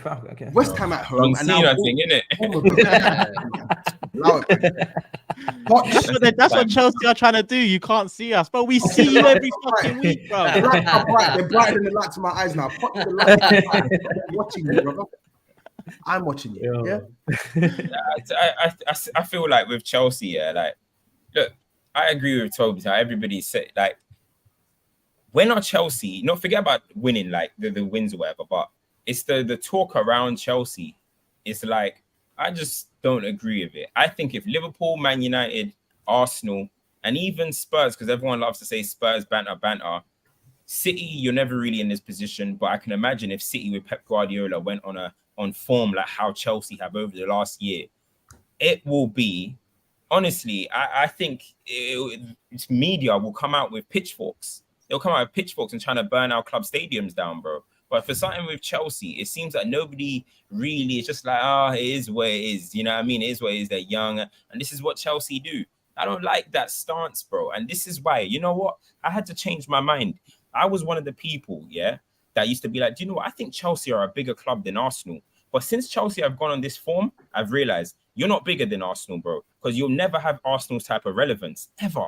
You can win the European Cup, blah, blah. Nah, 2 losses from Arsenal, it's the end of the world. Everywhere, the media are talking, everything. Chelsea, you guys have got like 4 wins in like 50 games or something. And you guys still think you're biggest. It ain't, man. It ain't that situation. You would always say, we are not here. I know because you support Man United, you're here for your social media numbers, whether or not the bio has been changed for the mega store, www.whatever.co.uk to get the latest 50% off the shirt. I don't give a damn whether or not you think we're more relevant than Arsenal or not. I'm just telling you, my team, listen, my team is not no media darling. The only time we ain't got any media love was when Frank Lampard was in charge. If you would have saw the reaction when Chelsea were about to get administrated, liquidated, couldn't pay for this, couldn't pay for that. The whole world was loving the Chelsea downfall. So now let's not pretend like as if Chelsea don't get their heat. Right now, people, the only thing that's happened is people have come to accept it because it's become the norm that we keep losing games. That would happen to anyone here. No, when it Arsenal wouldn't. were, yes, it would. When Arsenal were eighth, back to back, Chelsea and Arsenal, noise.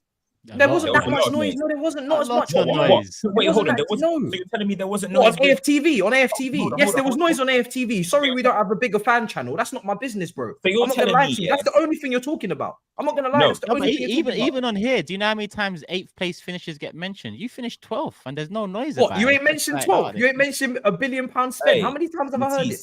Are you trying to tell us to shut up? You keep trying to shush us as if it's nothing major. It's massive, bro. When Arsenal finished 5th and lost the Europa League final under Emery, there was more noise than what you lot have got going on at the moment. I'm telling you right now, yeah, you guys can win trophies or whatever. It's not really happening at the moment. I don't see it for the foreseeable future. But your relevance is not there, bro. It's not there. And in this type of stuff matters when it comes for biggest and big. You're not that club, you know. And I used to think you guys were, honestly, but I've realized that 15 years, we should really just put it in a vacuum as Abramovich FC. Because Chelsea FC, you're not that big, bro. Honestly, you're not as big as I thought. Arsenal will still be bigger than you guys. And I'm just being dead honest, bro. I actually was one of the people pushing online, yo, Chelsea are bigger. But I've changed my mind, man. I've deeped it. There's Matisse. no way. When we win our next, hold on, let me respond. When we win our next European Cup and Arsenal are still waving around talking about invincibles, then you can change your mind again, bro. Right now, you might be in your Arsenal feelings. We got more than double your league titles. We've got more doubles than you. We've got. So why do you keep talking about the invincibles on this channel? Why do you keep talking about the invincibles? Hold on, you've got more European Cups than us. Correct. Every other cup, we've got more than you. I didn't say we had more trophies than you overall, bro. But my point is double. My point is double the league titles you have. More than in the last 20 years. In the last Everton have more league titles than you, bro. That's cool. Is Everton relevant? No. So who cares? But that's my point is saying. You're not relevant. No, but Everton are not relevant. Look at the way GRIZZ was just talking on their name right now. My point is, in the last 20 years, the only thing you keep saying is yours gold. That does not scream relevancy to me. So you guys can all do this, all Arsenal. I don't care. Nah, they are more relevant though. Trust me. And you'll see it this season again. Arsenal are just more relevant, bro. The cup wins are good. Obviously, winning the Champions League is massive, yeah. And I'm guessing this about that, but 100. So let me spin it. Let me spin this. I'm guessing this argument works exactly the same on the Manchester side of things, right? Man United versus Man City. Man City will never be relevant, even though they've done the treble last season. I didn't hear too much talk about. it. Hold on, Hugh. I know where Hugh's going, but I just need to just remind you of something before you jump on. This is where I come in, Matisse. This is where I come in, Matisse. Manchester, hold on, let me finish my point, bro. Man City won a treble last season. You didn't hear a word about it from anyone. Everyone was like, fuck it. They done a treble. What to do?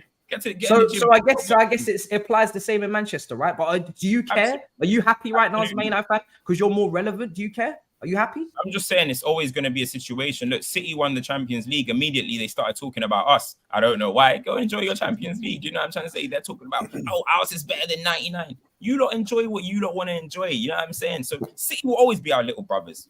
They know this. It's because all of you lot were talking about, we need to stop the treble. We need to stop the treble. So it was funny when we got the treble. You lot were in tears on Cup final day. I was there. There was United fans walking out of Wembley, literally in tears, saying our little brothers are about to do what we did back in 1999. Matisse, let me say, your mistake number one was when Cam said the word relevance, you bit. You don't bite to these losers. When they talk about who's the bigger club and who's the more relevant club, who gives a fuck when you have the trophies? Who gives a fuck? GCSE essays, man. This is what they're on. Relevance, bigger clubs, more followers, more hits on YouTube. Who gives a rat's arse? We have all the trophies, mate. Don't get sucked into that shit, man. You're better than that. This is the segment where, you know, I feel as though Man City say something, Chelsea say something, and United and everything. Yeah, no, I shake hands, but this is where I say we are the biggest club because we've got the history, we've got the trophies, we've got the relevancy, we've got the structure, everything. This is why I sit back and twirl up my moustache. Carry on. Yeah, Look, And I said that because we're the smallest club, so I don't care.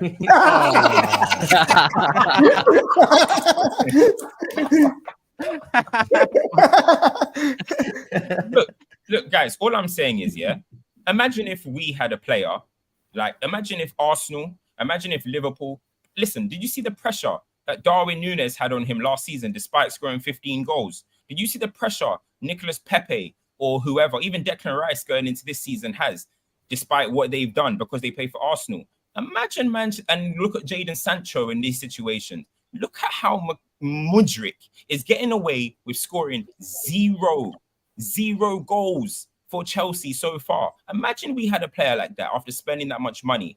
The pressure will be incredible. But for Chelsea, it's just, hey, you know, it's young. Do you know what? He's raw. Well, why did you go and spend that much money on a player that's played 30 games in Ukraine, bro? I've said this from the beginning. If any of our teams had this, the pressure will be intense. The talk will be ridiculous, borderline ridiculous. Sancho was trending every single week, even if he makes a sub appearance, bro. But Mudryk, people like that can get away with it. Why? Because they play for little Chelsea, bro. And that's just the reality of the situation. What you're doing is you're screaming for toxicity. Okay. Oh, absolutely. Oh, Bring all the toxic. Bring all of that. Bring all of that. Bring all of it.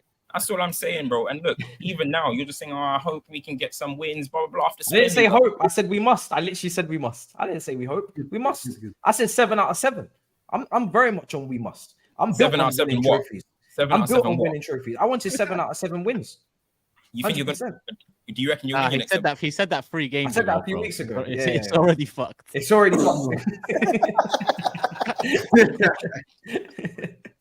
Hey, listen. Boy, But don't forget, Cams, you were doing 1 game at a time. Seeing as you're the big club. You know what 1 game at a time? What does that mean? What does 1 game at a time One mean? game at a time means that I'm gonna take it my time because I don't want to look too far into the future because I don't think I'm capable of anything special. You were doing 1 game at a time, playing it like you're trying to survive yourself from the relegation zone, like Burnley. He didn't want the heat on Man United. Burnley fans do 1 game at a time, yeah. Nottingham Forest fans might do 1 game at a time. Manchester United doing 1 game at a time. Manchester United, when I checked the records on the Big Six account, spent just over 1 billion as well, just over us. But since Ferguson left, you've not been involved in a single title race. But my team must. Where is your team? If you're so relevant, where is your team? Apart from the statements, apart from T-Way's musicals, where are your team right now when it comes to doing business on the pitch? Because you've not been in anything, brother. Nothing. You see, this is what they do. Yeah, you're talking. I thought this was a Chelsea segment. This is what they do.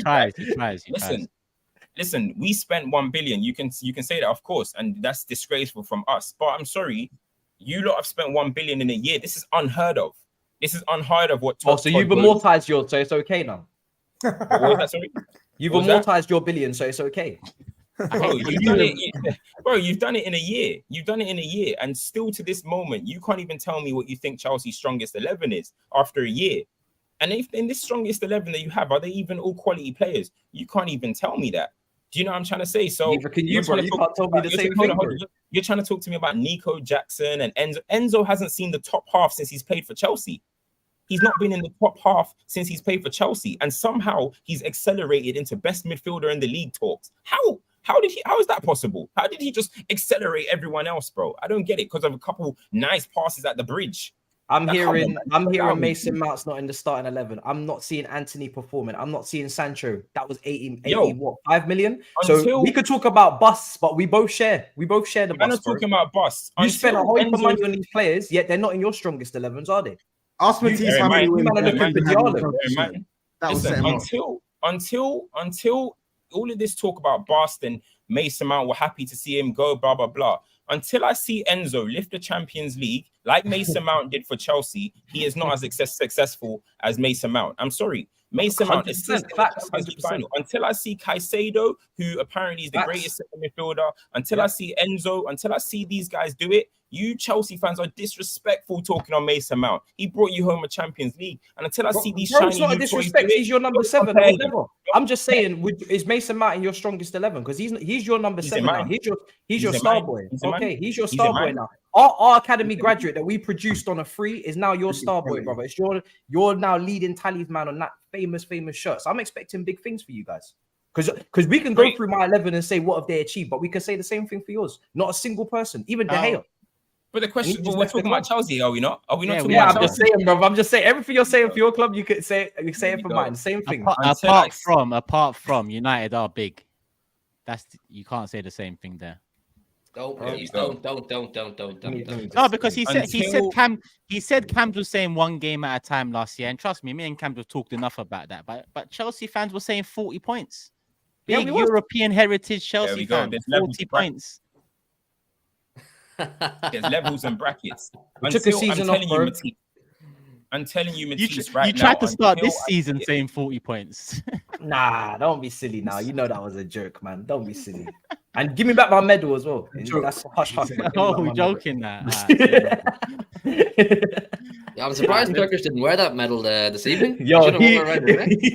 It's not out yet. It's not out yet. You don't need to tell them. You just wear it. Let's not forget.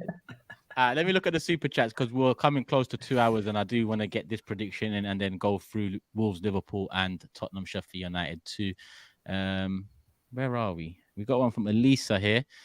Chelsea's legacy is Roman. Fun wager for the boys. Who gets charged first, City or Chelsea? I'm going Chelsea, utilizing state funds without the state protection. Matisse, utilize them glasses and do some digging on your owners. They are money managers. Follow the money. Said this last week, but big up the super chat. Big up the super chat. You worried, Matisse? Follow the money? No, I mean, if Liverpool can sell their players to Saudi, then so can we all. So can we all. All right, cool. Next up, we have Matisse hanging on to a European Cup, sounding like a Forest or Villa fan. Similar size clubs, to be fair. Cup runs don't make you a massive club. No, this Chelsea talk is disingenuous, but let's move on. Yeah, we move. Chelsea's Kendry Paez, a 16. Oh, that the guy that came on the other day. A 16-year-old yesterday bullied Ugarte and Uruguay in a World Cup qualifier. Remember the name? Yeah, he's going crazy over this kid. I couldn't see anything but this kid. The same clip on Twitter like a gazillion times yesterday, bro. So, just one. Yeah. Big up the panel. Don't worry. And Ndombele kick-ups from pre-season, isn't it? I'm not taking a piss. I'm just saying I couldn't see anything. I don't know who he is. I don't know who he is, but yeah, I saw him plastered all over the timeline yesterday. Big up the panel. You can make a joke about Ndombele. We still got that road run, Ukrainian road runner over there, man. So cool. Nikita says, big up the panel. Don't worry, Matisse. You'll probably spend another 100 M's in January and get Ivan Toney, which must guarantee you top 5 this season. Another transfer. We must be in there regardless. Prediction time.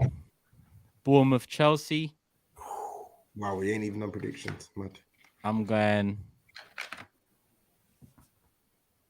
3-1 Chelsea. TOBS. 2-1 Chelsea. 2-1 Chelsea. GRIZZ.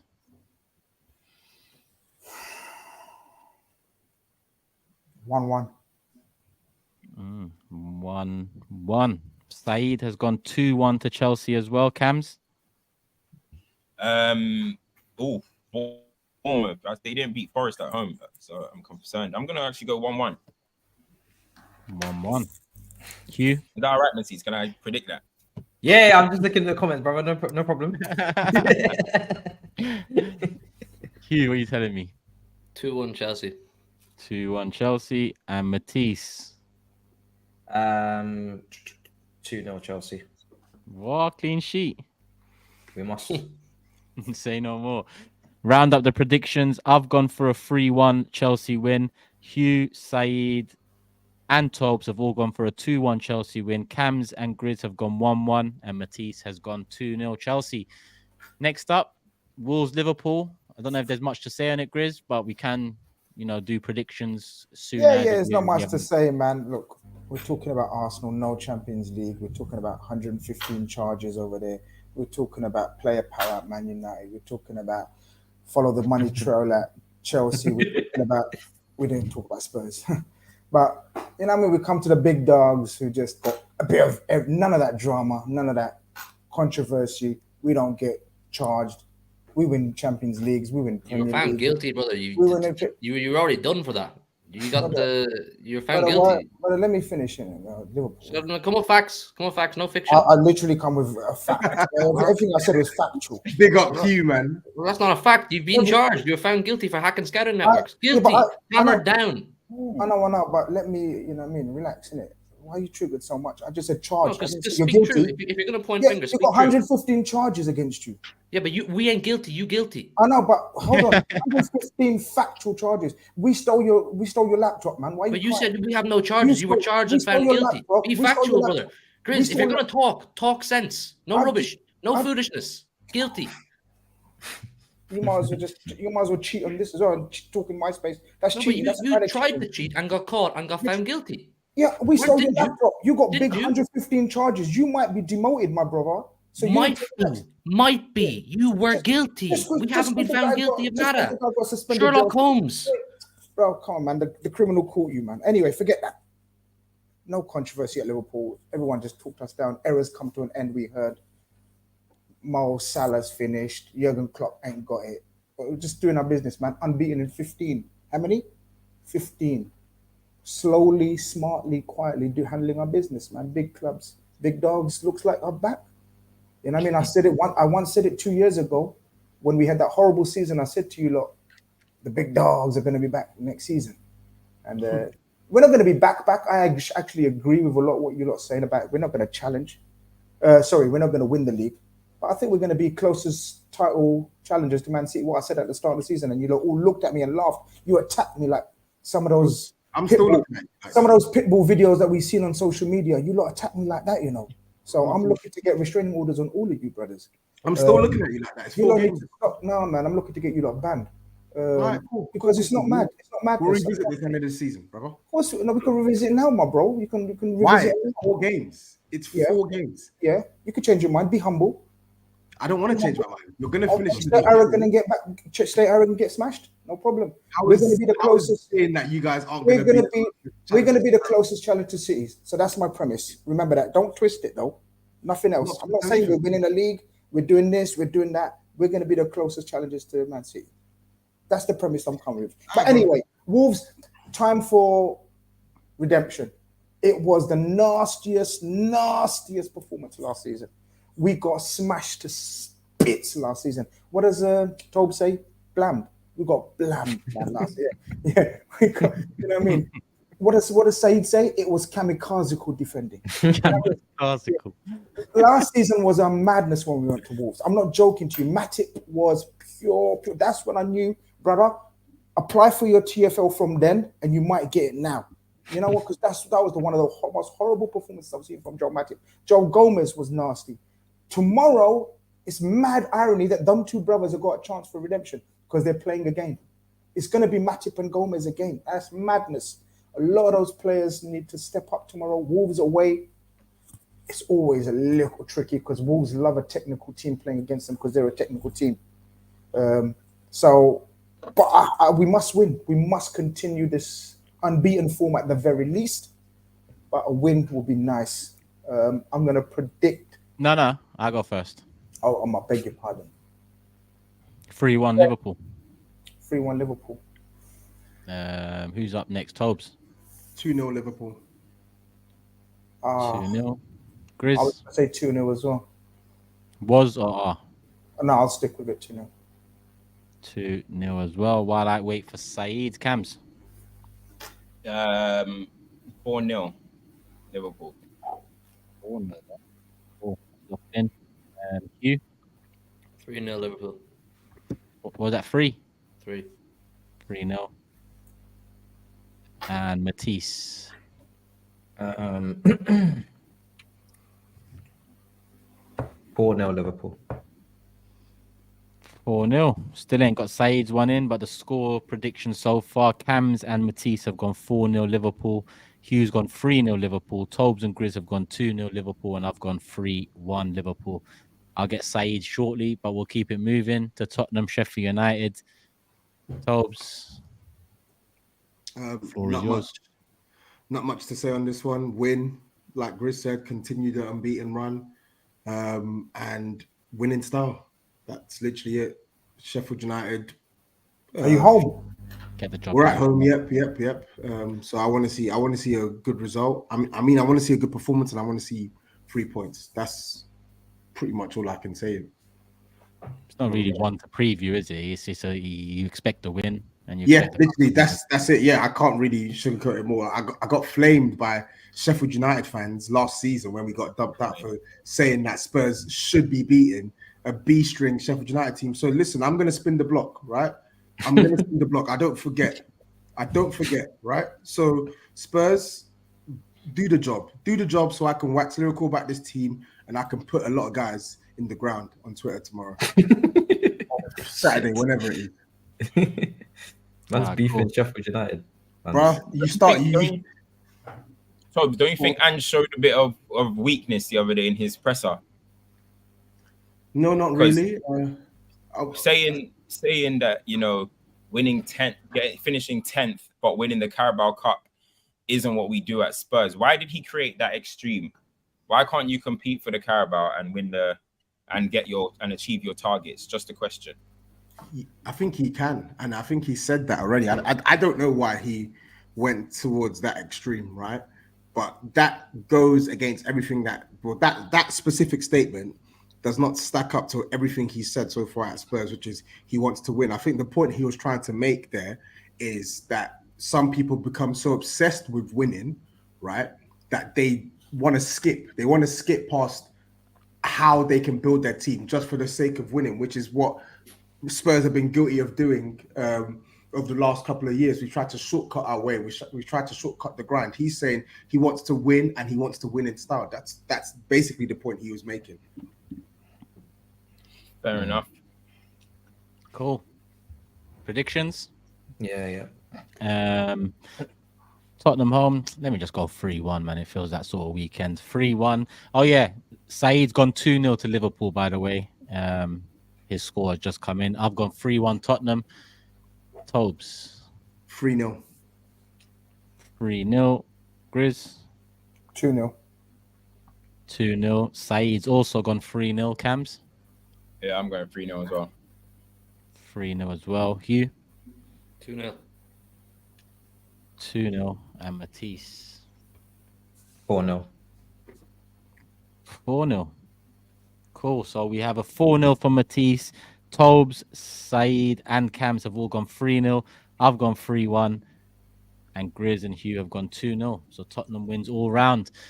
We was going to do the season prediction changes, but we've already run over 2 hours. So what I'm going to do is just a reminder. Obviously, we made season predictions before the season started, but I said we can make 3 changes once the transfer window closes. That's now changed to only 1 change. So 1 change can be made to the initial season predictions, and those changes will be published on the Instagram, Twitter, and all of that. So follow us on the social media channels at The Big Six Show, Instagram, Twitter, TikTok, all of that. And you can find out the changes there. They'll be published before the weekend's games. And obviously, make sure you subscribe to this channel. A few super chats just to get through before we wrap it up. Be Like Brighton says, United are a disgrace of a club relying on brand name for profit. You, man, got a team full of used-to-be star boys who have the resale value of a used Trojan. Man said a used Trojan. To the people in England, that'd be a used Durex, I assume. If you were Maguire, would you even want this minority but vocal people defending you because your game can't back it? It's embarrassing. Arsenal will win the Champions League, says Mystic Meg. It is written. Turkish, you know it to be true. There we have it. We have a fortune teller in the building. I didn't say it. She did. So don't quote me at the end of the season.